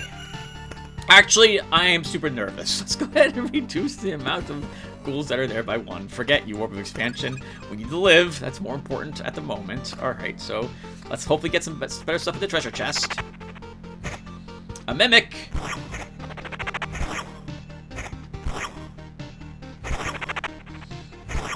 Mimic's super tough. Okay, we won. And unfortunately, both amulets. So let's look. Okay, this one's... So, as a Necromancer, I do not like seeing any statistic that is something that does not affect my minions for the vast majority of the items that we get. While this gives us attack speed and more max hit points, I don't really care about the regen per second very much. Our hit points are so low that if we get hit like even once, we're probably drinking a potion, especially later on in later loop levels. So we want our magic points to be high to counteract how low our normal hit points are. And the regen per second, again, if things are going well, we'll never have to worry about regen per second because our magic hit points will be taking the damage, not us. And magic hit points, I didn't mention it, are refilled to full magic hit points at the beginning of each battle. I think this is a much better amulet. We gain summon quality, we gain skeletal level, and we gain max hit points. Sorry, magic hit points. Okay, and some of them are attacking me. We'll hopefully live.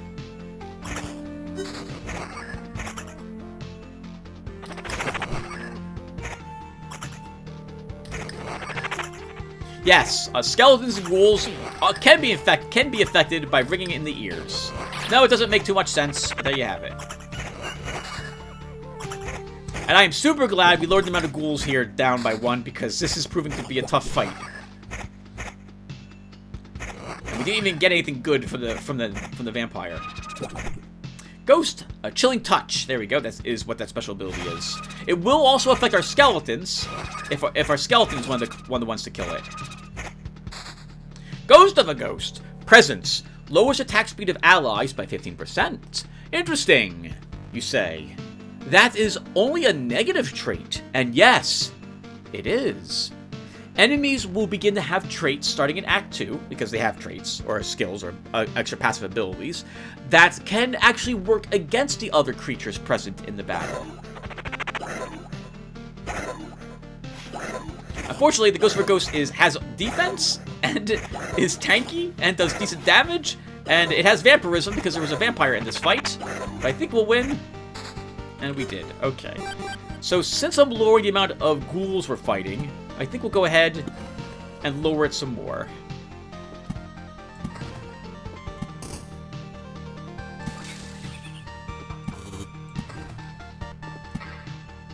A beacon. So, sure. We'll increase the speed in this area. I will want a beacon over our campfire in case I do decide to fight the boss.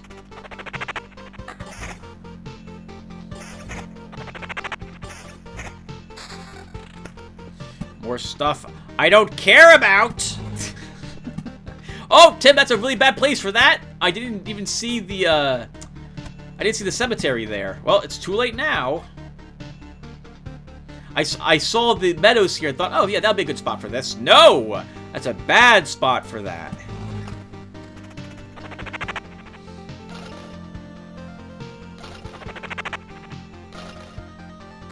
Okay, we get a ring. Attack speed, regen per second. I guess this will actually help us a little bit because we did take some damage. And we gain 20% more summon quality. 1.4 skeleton level, plus 1 max skeletons as well on this. A very nice book for us. That will allow us to go around the loop again. Another ring. No reason to not put that on for more skeletal level. We have another village.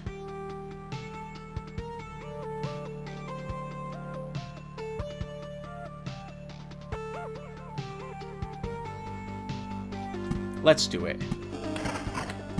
Let's see how tough it'll be for us to indeed fight more ghouls.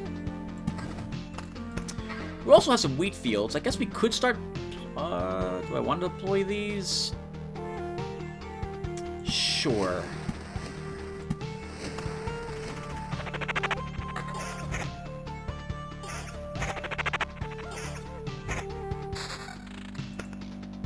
We can't actually deploy these wheat fields because there are other things on the other side of those towns. Let's put this cemetery over there.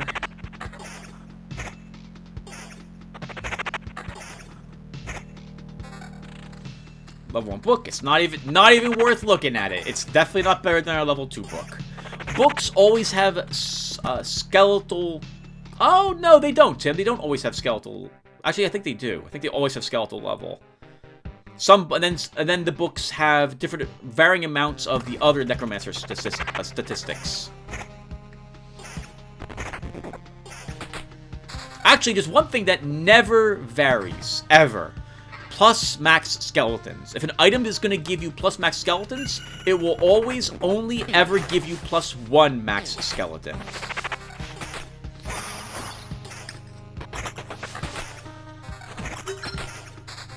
We've leveled, everyone. Alright, let's see what we get. So first off, this book. I don't want to lose plus 1 max skeletons that we get on this, so we're not going to equip this. The rest of the stats are just miscellaneous stuff I don't care about. Plus 1 max skeletons. Useful, but I like my current stats. Our first level ups. Hey, I see a necromancer level up here. Very nice. So we have card sharp again. So that's 10% take chance to keep a card after placing its tile. It's okay. It's not generally one I'll pick, especially if there's something much better available. And I see at least one that's much better. Art of Control. Plus 1 the maximum number of skeletons. That is what we're taking. That's super useful. Counterattack. After hero receives direct damage, all skeletons have a 15% chance to immediately perform a counterattack. So if you're being attacked, the skeletons may immediately decide to get an attack against the enemy. It is more useful with more skeletons, since they all will roll, I think, separately to have that counterattack chance. Unfortunately, it's not as useful with more skeletal level, because there's a good chance you'll have one of those tanks with you, and that will take the hits instead of you, meaning that you'll never benefit from counterattack. So it's okay. It's not generally one I'll take. Art of Control, though, is wonderful. We will absolutely take that, and let's not spawn the Goblin Camp quite yet. Alright, now let's see if we can handle this fight, because I put 2 lanterns over in the other spot, thinking I couldn't do this. We didn't get any special skeletons, actually, which is fine, right? I'm sorry, that's right. We've only got 44% summon quality. Nice. Die! Good work. Orb of Expansion! Hey! Oh, you know what? We got one over here, too, didn't we? Because we had a ghost. So we had the vampire. We had 3 ghouls. The bats got spawned, which means 5 enemies at that point. We got a ghost, which was 6, and a ghost of a ghost that was 7. So that makes sense. That's really nice. I like seeing 2 orb expansions on loop 2. That's very nice. Very nice. Very happy. Let's put a crystal here, but we're not going to spawn the boss. We're not going to spawn the harpy nest yet, or for the goblin camp, because I kind of want a village to maybe counter the goblin camp. Lots of level 3 books. We'll take a look at them in a few seconds. Alright, what do we get? 2.4 skeleton level, 25% quality, or a massive amount of 3 points and summon and skeletal level. So I think we will drop back down to 3 max skeletons. I like having 4, but, well, we don't want to fall below the loop level. And this is going to give us 3? Yep, so we'll totally take that, 3.4.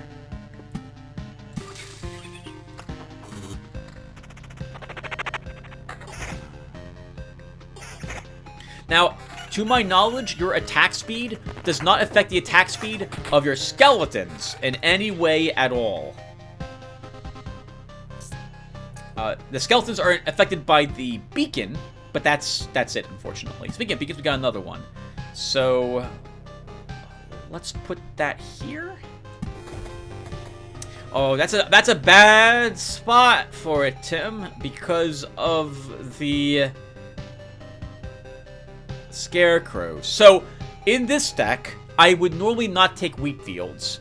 Scarecrows are nasty because they're going to attack everything on the battlefield. That includes all our skeletons. So generally, I don't like having skeletons present when. Sorry, I don't like having wheat fields present because I don't want scarecrows when I'm playing the necromancer. But we'll try it here. So goblin camp. I guess we'll try fighting goblins with our necromancer, but generally that's very painful. I don't mind the harpies so much with the skeleton, with the necromancer. So we'll let them be in existence. We'll bring them into existence as well.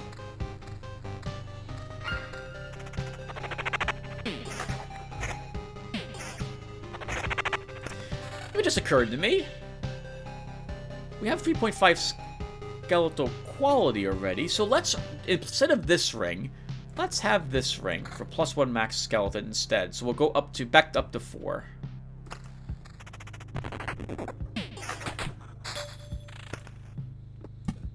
Another meadow. Meh. Okay, we can play Vampire Mansion there, actually, though. To convert that to a 6-point blooming meadow. This mansion doesn't do anything, because it's right next to our campfire. Alright, we can go around again.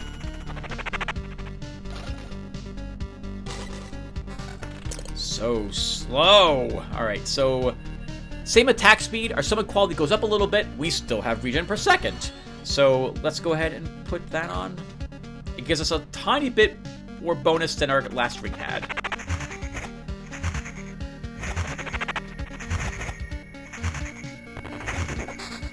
And we killed the ghost that popped up.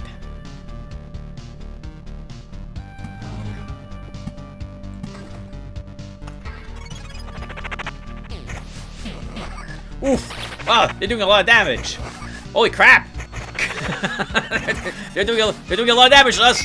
We just drank a potion. Oh, 2 ghosts of ghosts? What the heck is happening here? We drank another potion. Oh my goodness! Wow! That was rough! Surprisingly rough. Wow! Alright. We won, though. Good for us. I'm super nervous about that. We got another orb of expansion. Let's lower the amount of ghouls that are over there a little bit. Alright. This type of book that we see, that 2 book that looks like flesh on it, this is a +1 max skeleton book. Yeah, but I much prefer having 3 skeletal level. Now, the plus max skeleton ring, no matter at whatever level it is, it only ever gives you +1 max skeleton. So, all right, what are we doing? We are going to drop another one of these down somewhere so we can get more healing done. Let's accelerate how fast we're running around. We are getting rid of that goblin camp because that was nasty, and I don't know if we can take another big battle like that. I'm super nervous about this ransacked village up here. Oh, that was dumb. I should have put this village there instead. Darn it. Well, it's too late. Okay.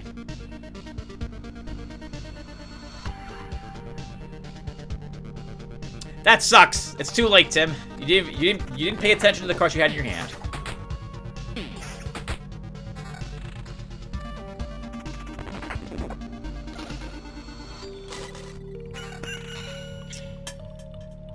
.81 skeleton level or attack speed. I really don't want to drop 1.2 skeleton level, which is effectively what's happening if I drop our current book. So no, we're not using that.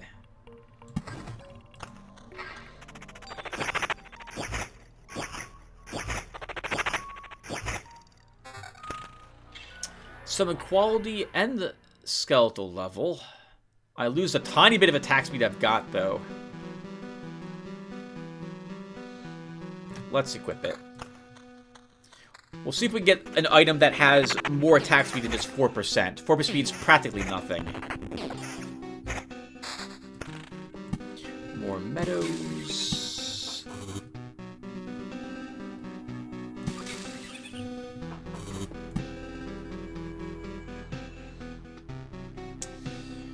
Do I want to fight spiders? We don't have much attack speed, so they're actually going to be deceptively dangerous. I think we'll risk it. So let's put down this village.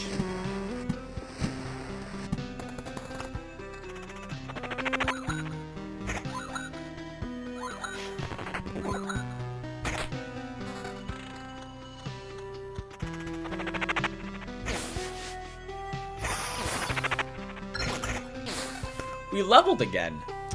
After killing an enemy, Skeleton fully heals itself. Its damage and hit points are increased by 10% until end of battle. Laying down one's life. Any direct damage to the hero will be evenly split between him and all his skeletons.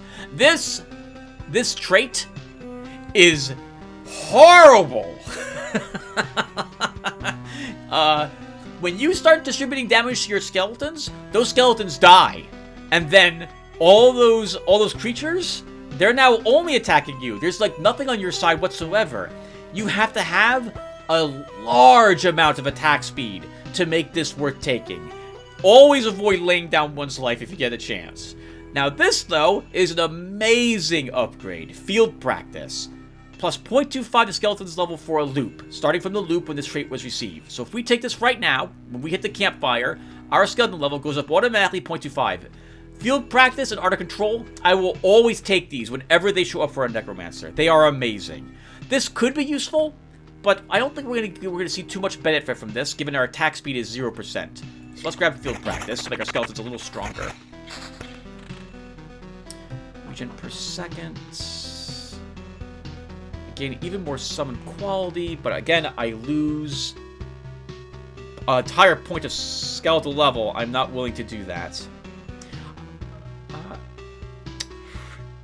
I guess we could drop down to 3 skeletons. Let's do that. Back to the 3 skeletons, but we gain some regen, which will hopefully help us keep us alive, and even more. Oh, skeleton level, Tim. That wasn't that wasn't quality. That was level. Crap. I thought that was quality. Well, it doesn't matter now. Let's try this fight. Do I want to Oblivion this fight? I think you'll survive, Tim. It's gonna be close though.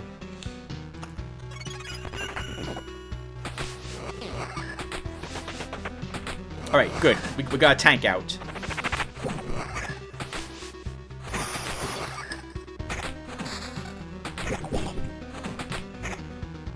Okay, we just gained a ring and an amulet, both of which have attack speed. I think we will equip this ring to give us 16% attack speed.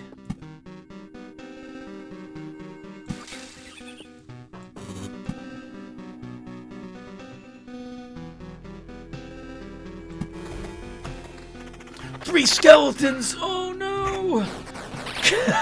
That's a lot of damage! Okay, we didn't get a tank. Alright, I'm punching. Alright, thank goodness. Okay. Alright, we did it. We did it. We did it, everyone. There was no reason to panic. See? Everything was well in hand. I wasn't worried at all. Why'd you put it there? Now you're gonna get more whatchamacallits over here, Tim. Let's get more spiders then. You're not paying attention, Tim. This is bad. You need to pay attention to where you're putting the things.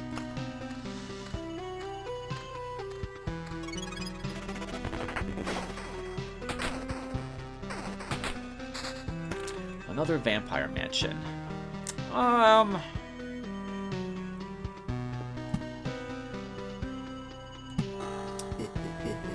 We'll put you there. We could play another village. We'll get a bandit camp. But I think it's probably worth it.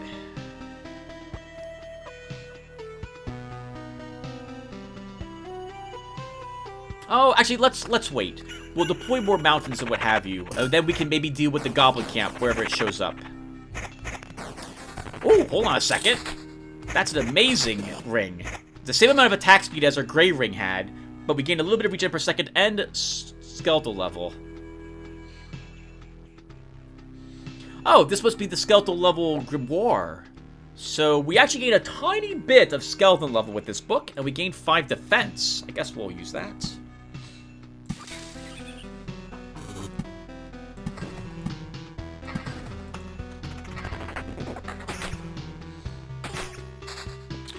Rocks. I generally like having the rocks face the road as opposed to the mountains being right up adjacent to them. I think it looks prettier for some reason. All right, we've got the village, so let's block that off. We got the bandit camp, and now we'll oblivion that. And is it worth playing the wheat fields? Yes, at least one of them there. Hey! What happened, everyone? Well, we went around 3 times. Well, I'm sorry, we went 3 times. We did. But we defeated the enemies here in the Countlands 3 times. This has been a ransacked village 3 times, and now it no longer is. The village is thriving under the vampire's protection, and its inhabitants are very generous. So first off, compared to a normal village, this is giving us an extra 60 hit points when we pass by it. And the rewards we get from the quests we complete when this town gives them gives us better rewards. It is really worth it to make ransacked villages if you think you can handle those ghouls. The same thing will happen over here later on. To my knowledge, if we deployed a different town next to that vampire mansion, it would also become a ransacked village. The count living at that mansion, he drains everyone in the new village of their life because he can. Okay, do I want to get +1 more max skeletons? But that's the only stat on that. I do not. Okay, we're okay. We have a lot more cemeteries. I don't really... I guess we can deploy one of them over here.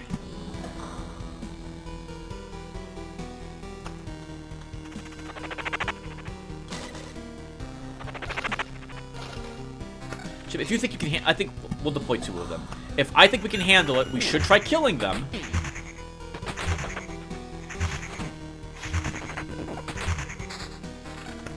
Because it will give us more treasure.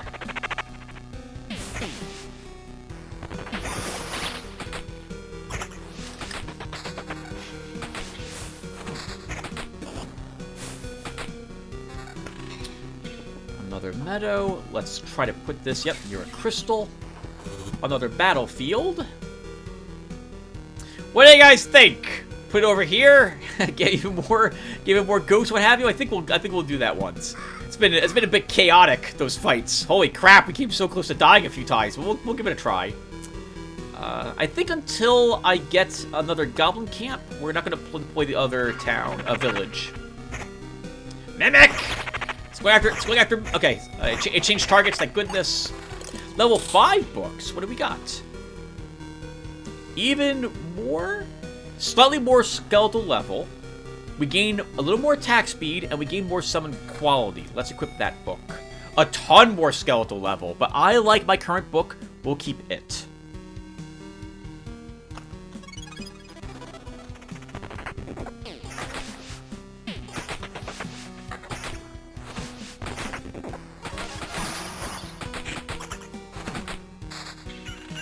Well done. Okay, another mountain. Put you up there. This ring, we lose 1% to summon quality, but our skeleton level remains the same. We gain attack speed, and we gain a little bit of regen if we place the blue ring, so we will do that. Even more attack speed, but we'll be okay. We might be able to take on the boss with 24% attack speed with our Necromancer. It will be tough, and I would definitely want one more max skeleton, and preferably at least one more level.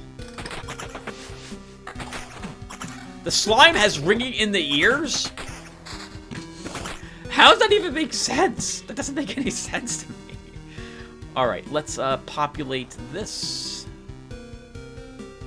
with some skeleton spiders.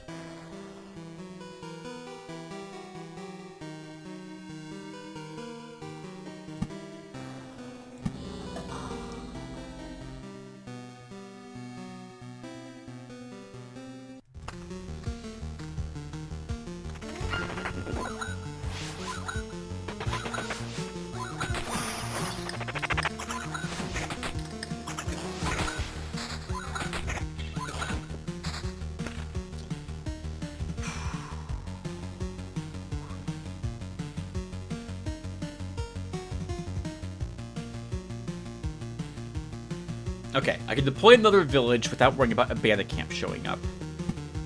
Do we have... We don't have a beacon over our campsite yet, so let's do that.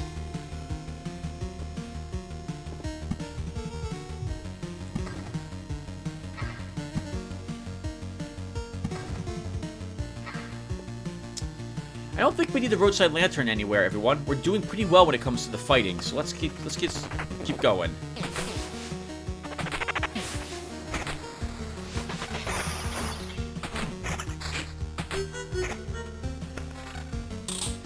This gives us... That's not a useful ring.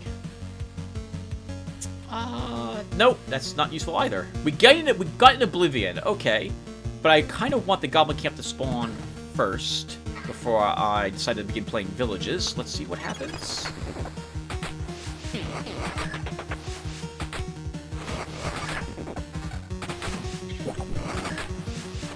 Kill them! Kill them all! Another Oblivion, nice. Still no goblins. Okay. I guess we're going to drop a village somewhere then. It should be near some spiders, and I can't do that.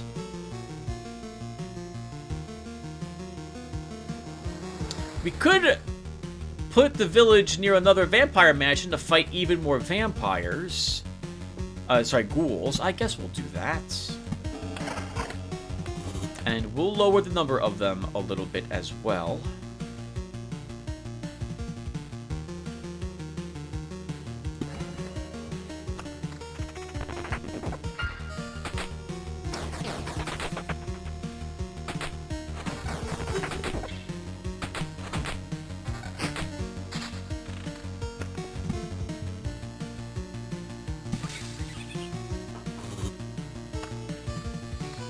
So far, this is looking pretty good for us. Again, the only thing I wouldn't mind having is plus one more max skeleton.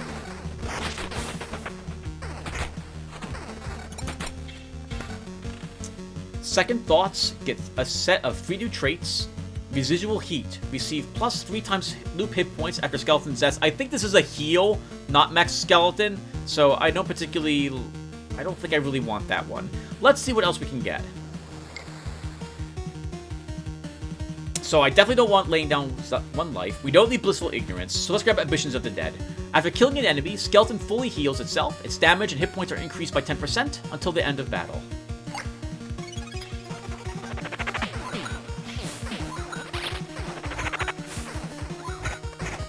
We should see that effect here. Yep, there we go. Yep, indeed. It gained 10% more hit points and 10% more damage.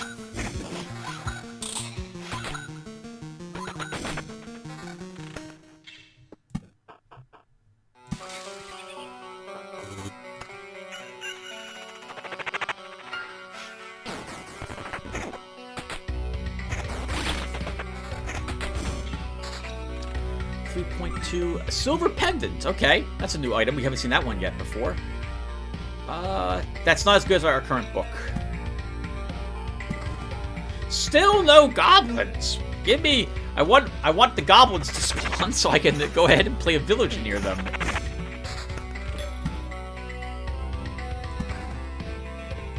Still no goblins.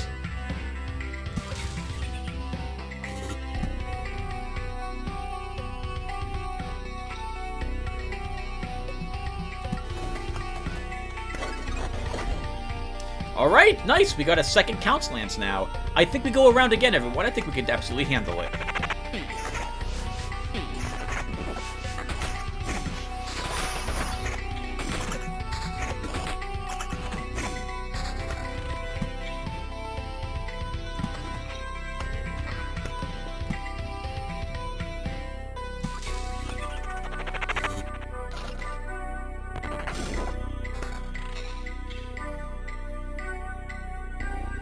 Slightly more skeletal level. We don't need that.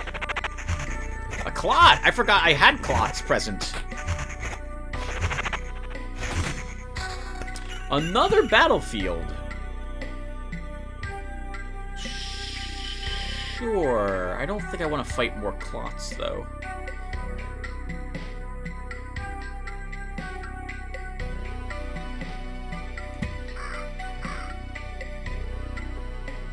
We got another spider cocoon, Tim, so if you wanted this... Do you want to... I want to place that village wherever it is that we're going to have the goblins show up.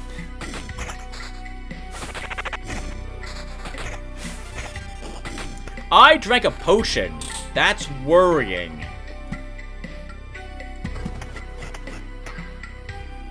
That's a good spot for it, actually. Oh, is it? Is it? You won't get a treasure chest from this if I put it there, but we'll put it there anyway. We'll Oblivion the bandit camp.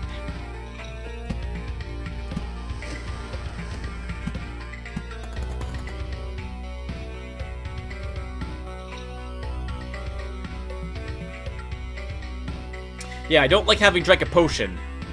We didn't get a blocker during that one fight, unfortunately. I sounded so confident earlier, but maybe we're not going to finish this this loop.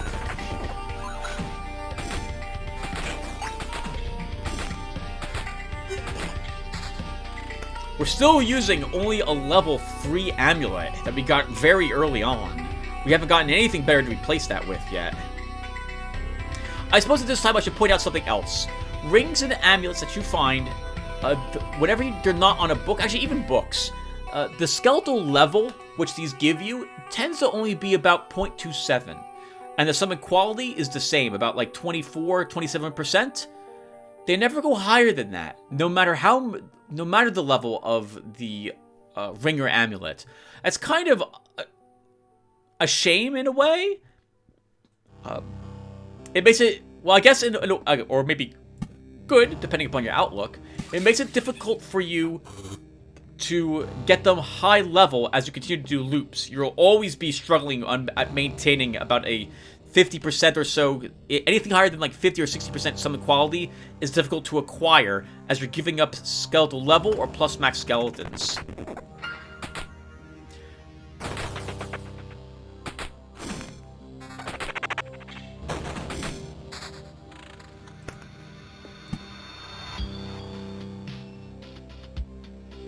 Don't want to have the skeletons spawn faster. We can't handle that.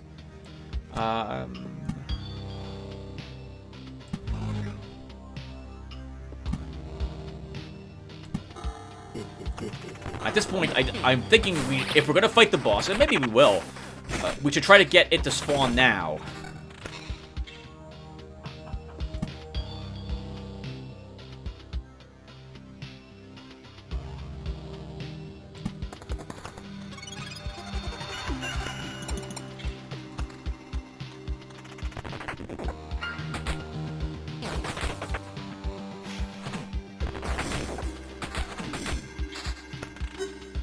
Okay, we lose summon quality, but we gain We gain skeletal level, and we gain +1 max skeletons. We will do this. Now, summon quality has fallen to 48%, so we're not as likely any longer to get some good skeletons. But I'm willing to do this. If we can spawn the boss this loop, we'll do it, and we'll try fighting it. I don't think we'll win, but we'll give it a try.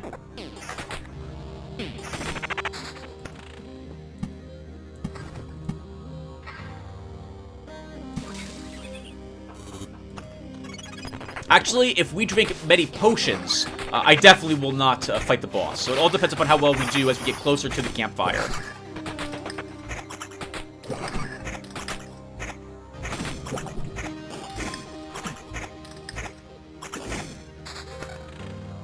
Now, by the way, there's something I should point out, because maybe you guys didn't realize it. You can have more than 4 max skeletons. You can have, as far as I can tell, up to 8, or maybe even 9 total max skeletons. Is that right? So you start with 2, you get the 1 upgrade. So that's 3, 4, 5, 6, 7, 8. You can have up to 8 max skeletons if you get a +1 to all skeletons on all your equipment. It's hard to do that, but the other skeletons that you summon beyond the first 4 will go into a different slot, and they're a different type of skeleton, which will... I don't think we'll see it before this boss. Maybe we will.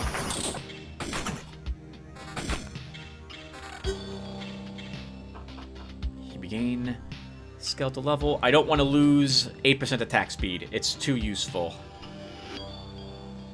Oh, +1 max skeletons, 24% max quality, so we lose 4% attack speed. But we gain another max skeleton. We'll do it. Oh, are you sure, Tim?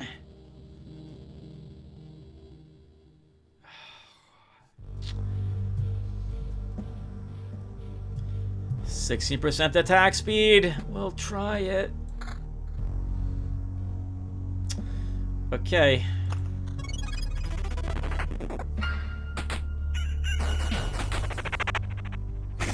We're up to 5 max skeletons. Unfortunately, because we don't have... this is actually better in every way than our current amulet. So hold on a second. We gain much more magic hit points. That'll be really handy against the boss.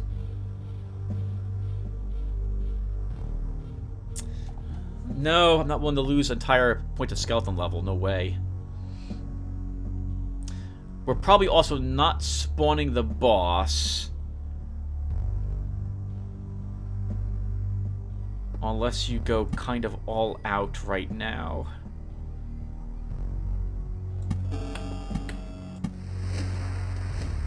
We'll have to get quite a few cards from these battles coming up to spawn the boss this loop.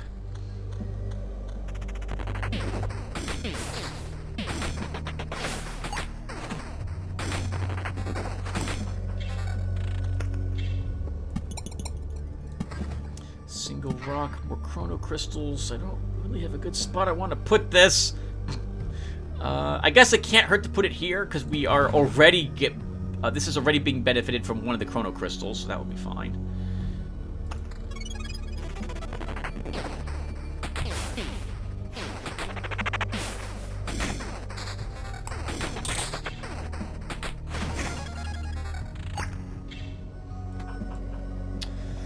Oh.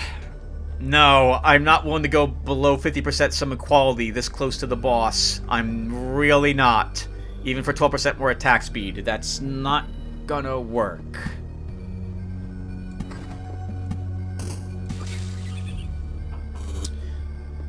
So if I want the boss, we have to deploy that, and then I need to deploy the cemetery.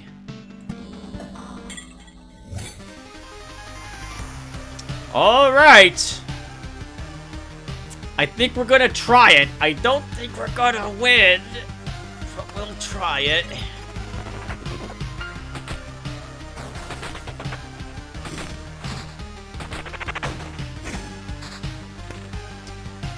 Okay.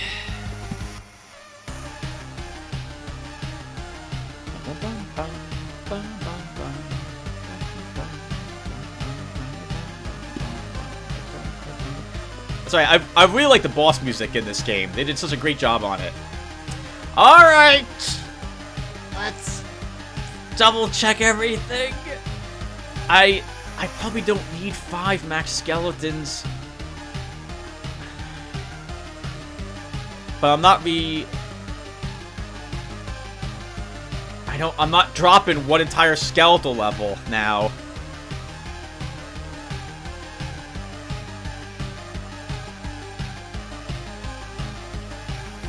You don't have any rings that can give you attack speed up, Tim, so this is the only thing that has attack speed up, and I don't want to drop my summon quality down to 24% to get 12% more attack speed. So you're doing it like this. Good luck to you. All right. We're gonna stay. Let's do it.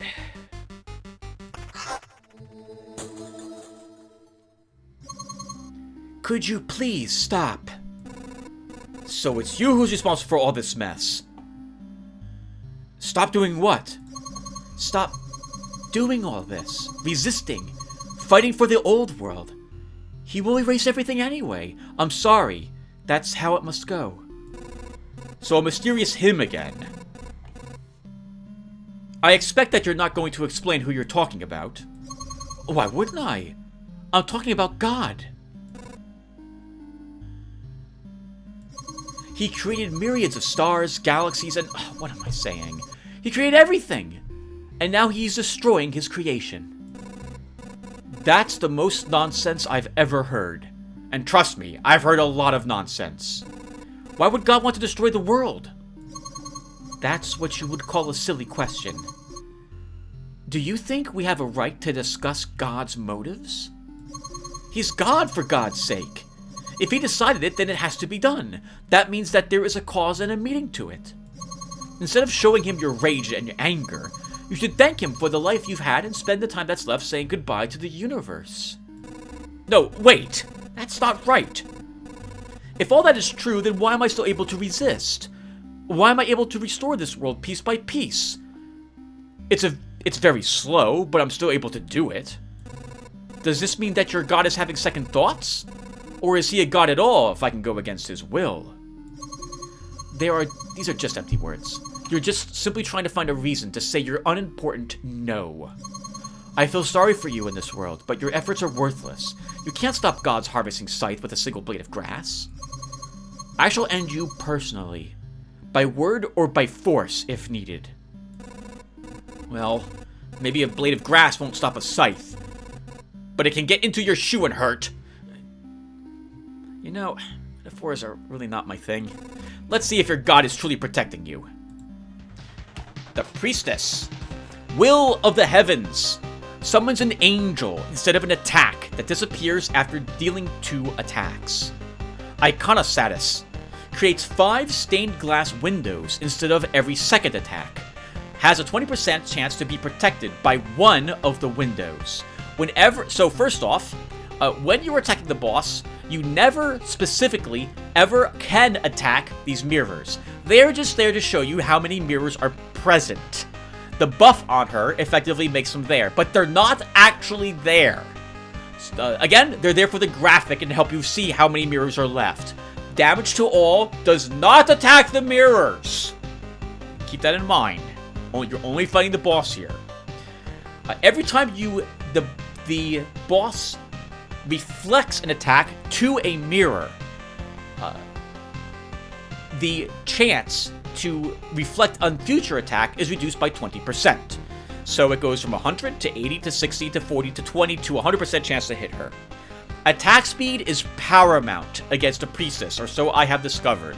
Because if you don't have a high attack speed, your attacks are basically going to have like an 80 or 60% chance to be put on one of those stained glass windows instead. Let's go ahead and see about one of these angels she's supposed to summon. Angel. Invincible. Cannot be targeted. They attack... it looks like they attack like one target, and then the damage is reduced again and again for other targets when they make an attack. this is another aspect of the game that I really wish the game would actually tell me how the angels work and how the damage is done. But we don't get to see it. We did see it did 75.9% damage, and we see that we took a total of 65 of that, spread out to all of our skeletons and ourselves.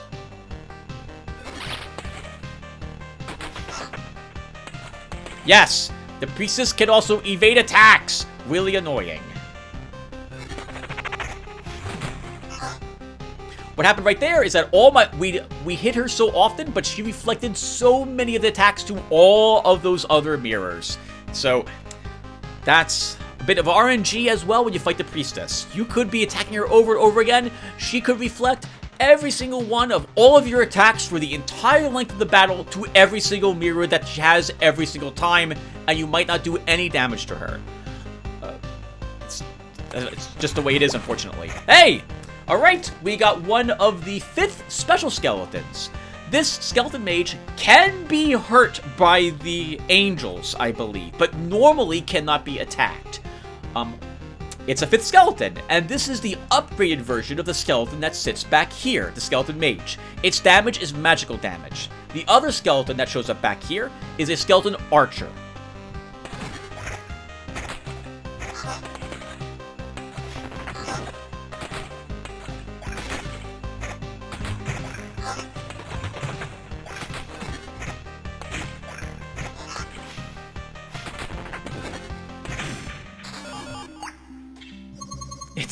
It's so painful. Every time, like the first time. I still can't get used to it.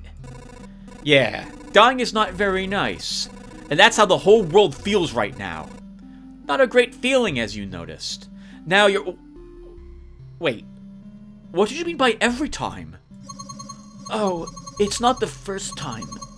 My faith in the Almighty always brings me back to life again and again. For the sake of my great mission, to spread His word, to preach humility, obedience, and acceptance of the salvation He offers. And every time I fail, and there are only the dead bodies of the heretics instead of conversations, and my lifeless body. Then why can't you understand that the wish to survive is an essential part of this world? I don't know how it happened, but you've made a mistake interpreting the motives of the Almighty. Made a mistake. Me? That's impossible. I believe in it. I am faith itself. I don't need to know or check anything. And you? What are you even trying to achieve? Nothing will ever be like it was anymore. Not even close. I don't know. Maybe it will. I can still try. You're just a fool. That's what you are. We'll meet again. Just let me rest a while. Looks like she's gone. I can hardly believe her corpse will ever come back to life, but even if it will, I should still give her a proper burial. Alright, everyone! We won! That was amazing! I didn't think we would win. Or rather, I'm sorry, I had a good feeling we might win if I spawned her that loop. So, awesome! Good for us. In my opinion, this boss is meant for the Necromancer to square off against for you to proceed to the next chapter. It's going to be very difficult, at least it has been from my experience, to defeat this boss with the Warrior or the Rogue. But I have defeated her before I got Forests with the Warrior once before. So it's quite possible. I think I did it my first time I encountered her, but I think it was just luck that I had accidentally spec'd heavily into attack speed. So what do we have here? A post-mortem toll, 30% chance to get a random basic resource chunk upon killing an enemy. Eye of God, 25% chance that enemies will have one less ability, doesn't affect bosses. Shield of Faith, upon killing an enemy, hero receives 1 stained glass charge. Sorry, upon killing an enemy, hero receives 1 stained glass charge, which can protect him with 20% chance. 3 stained glass windows, glasses max. I don't like any of these. I think they're all pretty worthless. So, the only one I think that might be useful is the post-mortem toll, which will give us, again, a basic resource instead of a shard. Actually, I'm sorry, no, this is a 30% chance to get a random basic resource chunk upon killing an enemy. I think that means one of these pieces of it. I don't really like any of these, but let's take this. Let's unlock the ability to get this in the future because I don't see any special orbs down here for the resource assortment, so let's take this. And I think we'll stay for one more loop. We'll make another attempt to get a little more treasure from this. All right, so we got a book. Wow! Wow! 4.1 skeleton level, that's better than what we got.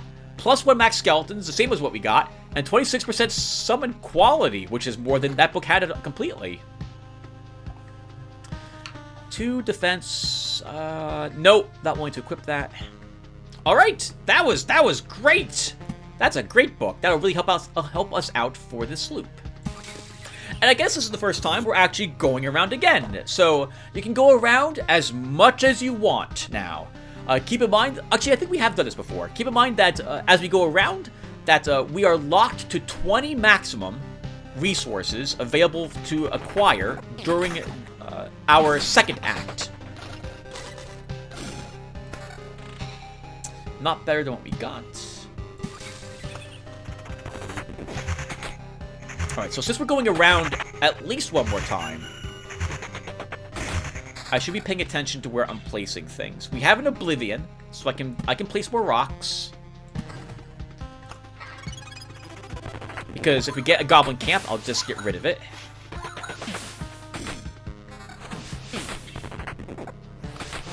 Oh, that's very nice, but I'm not willing to put that over what else I've got at the moment. I'm not willing to sacrifice my 16% attack speed. I'm really not willing to do that.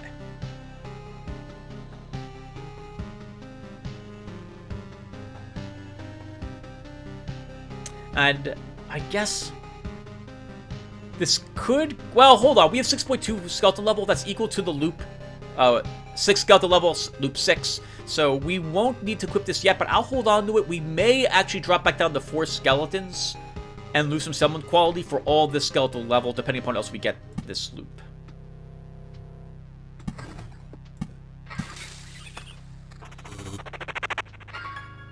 Suppose it would make sense that a necromancer is here because of all the cemeteries we've spawned.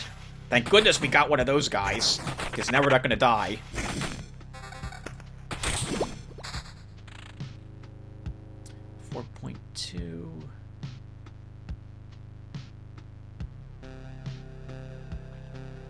You know, we're going to benefit from that 5th skeleton so rarely that I think I'd rather have this book.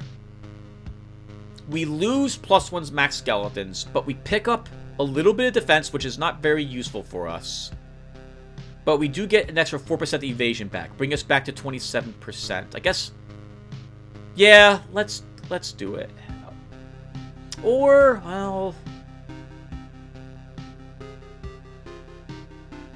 This would be the better thing to replace him for even more summon quality. If that was 9% attack speed on this book, I'd use this book. But it's not. Alright, let's keep going.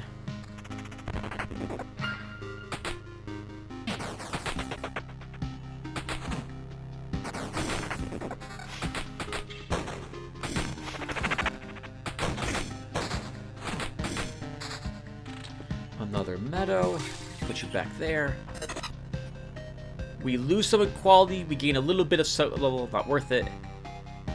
We lose a little bit of summon level. But we gain... Oh, only 4%. Summon... 4% attack speed.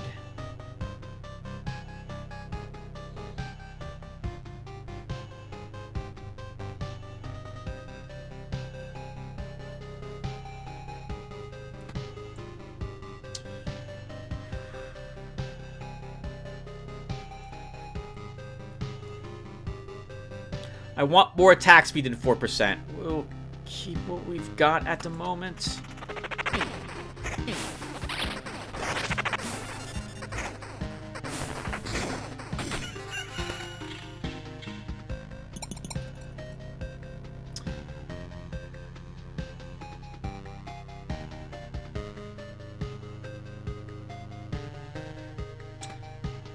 let's actually take it. 20% attack speed. We've drank a potion there, so that's worrying to me. We have 2 boss spiders right in front of us. This will be a little tougher than I think it's going to be, Tim. I think we can handle it. We have 5 potions left. I think we can handle this one fight.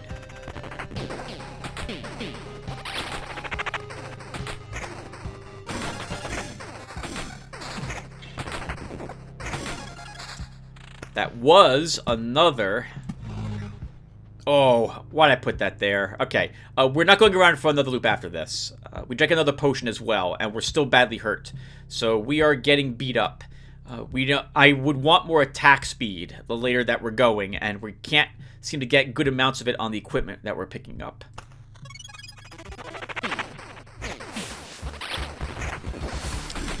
Yeah, we are getting badly hurt.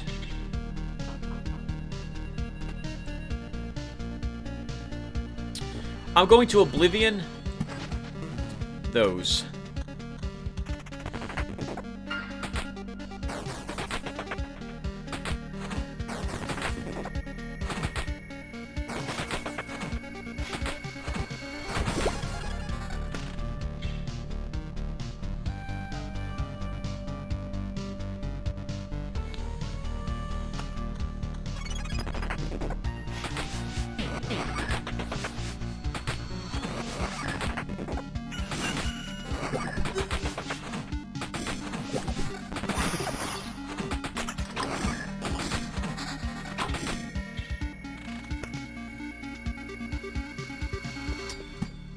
I think I want even more healing. And we shouldn't get... Oh, we might get a bandit, but I think we can handle a single bandit. We're not going around the loop again. We're getting hit for a little more damage than I would like.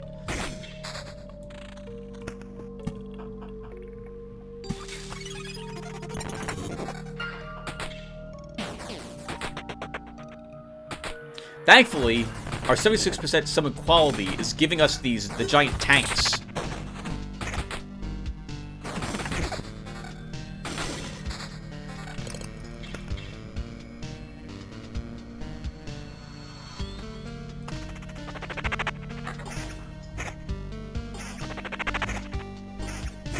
If you're not going around again, then you should also, like, you know, deploy more of these tiles to give you resources.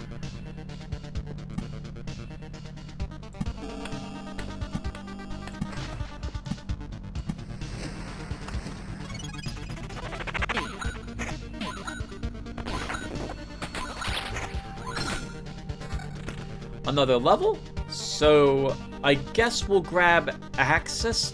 There's nothing I really need here.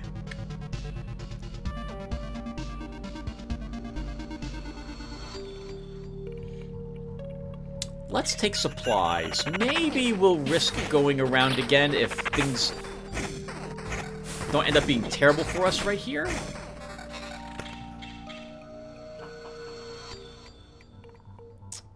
I'm going to Oblivion that spot.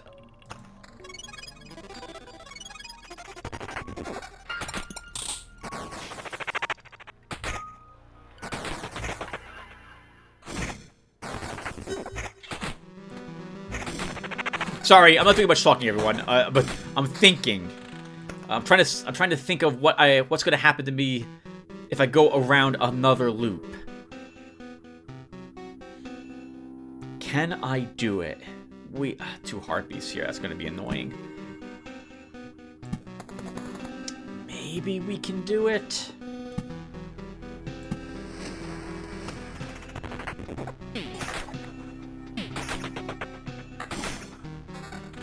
I don't think we really picked up. We didn't really get anything better than what we had at the start of the loop. So that doesn't fill me with great confidence. Alright, we did heal completely, and we have 6 potions again. We also left some of our stuff at the camp. now that we're here.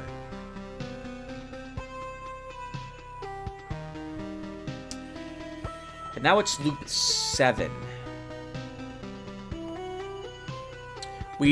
Okay. If I want to do this, Tim, if you want to go around again, you're going to need this ring. I'm not willing to sacrifice the plus 16% attack speed on that level 4 ring to equip it. So we'll do this. And if I run now, the only problem is that I'm losing some of my orbs of expansion if I decide to run during our trip around the loop. Oh, we have 2 wheat fields down here. No, I think we do throw in the towel. Wheat fields again. They're not something I like bringing with my necromancer. With the necromancer, because that's attacks against me and everything else, and that's painful for someone who uses pets. So we will give up. Let's throw in the towel and retreat back with all our stuff.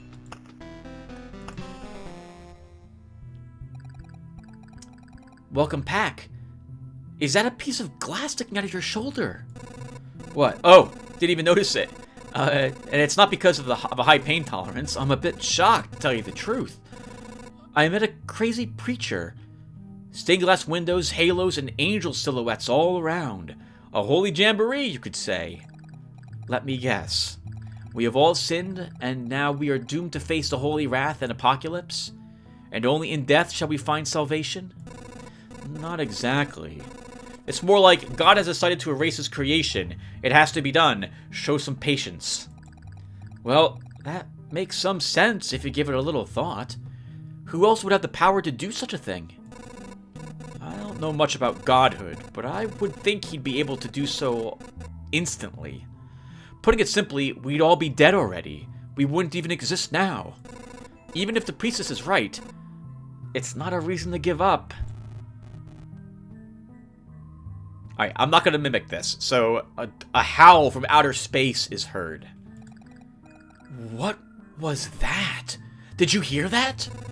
Yeah, and it felt horrible. Like someone's coming to get me. The next boss has announced itself, everyone. Alright, so, let's go to our supply first. We have no more space in our inventory, so now we have to begin choosing what we're bringing and what we're leaving behind. So we haven't had any rat hounds for a bit, so let's go ahead and leave the rat hounds knights behind, at least at the moment. And we have our first piece of jewelry, silver pendant. A beautiful piece of antique jewelry. The pendant is a small medallion in the shape of a bat, clinging to the silver chain with its tiny claws. -4 damage from all vampires.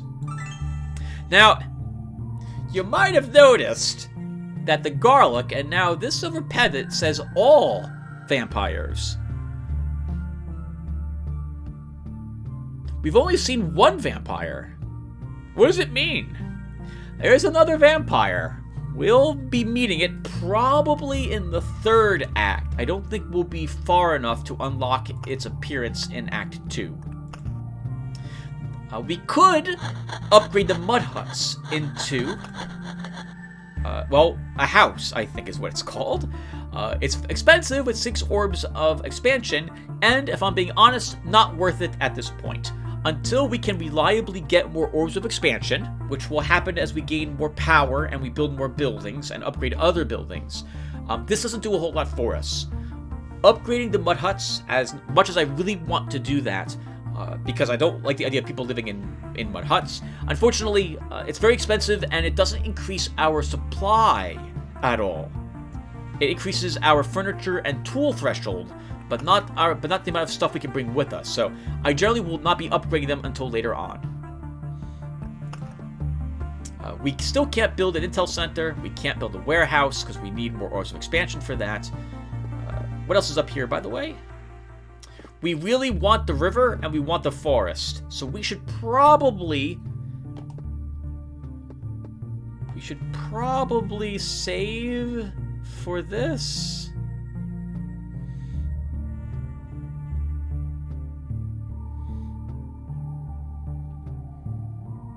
got the steel. We have the rations. Meh.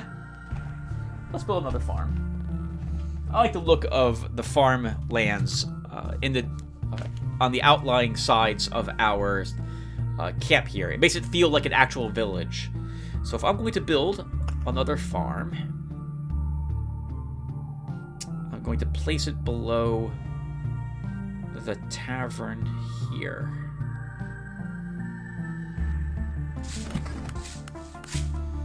Okay, this will give us even more rations when we return. We'll be guaranteed now, with all of this, I think, to get one entire food supply when we come back, assuming that we do 6 loops. That's not very much, I know. In fact, it seems to me like this game really wants you to play it for a few hundred hours to really benefit from building these buildings, and that's not something I plan on doing. But, I like the look of it. It's not very efficient, but, you don't need to be efficient to beat the game. You just have to have well, actually, you do. But I like the look of this, and so we're going to do this anyway. Alright, so that does it for us, everyone. Thank you guys for watching. We come back, we'll do more Act 2. And I think we'll just use the Necromancer for a bit in Act 2. We can see the Necromancer is able to beat the Act 2 boss. And indeed, that didn't take too much effort for us to do. We just need about 16% or so of attack speed, maybe 20% attack speed. All the other stats evenly kind of laid out with decent amounts of skeletal level, and that final boss will not be too difficult for the Necromancer to defeat. We'll try a different deck as well, so we'll try out swaps, and we'll see why I like them for Act 2. So I'll see you guys in the next one. Thanks for watching this, everyone, and take care.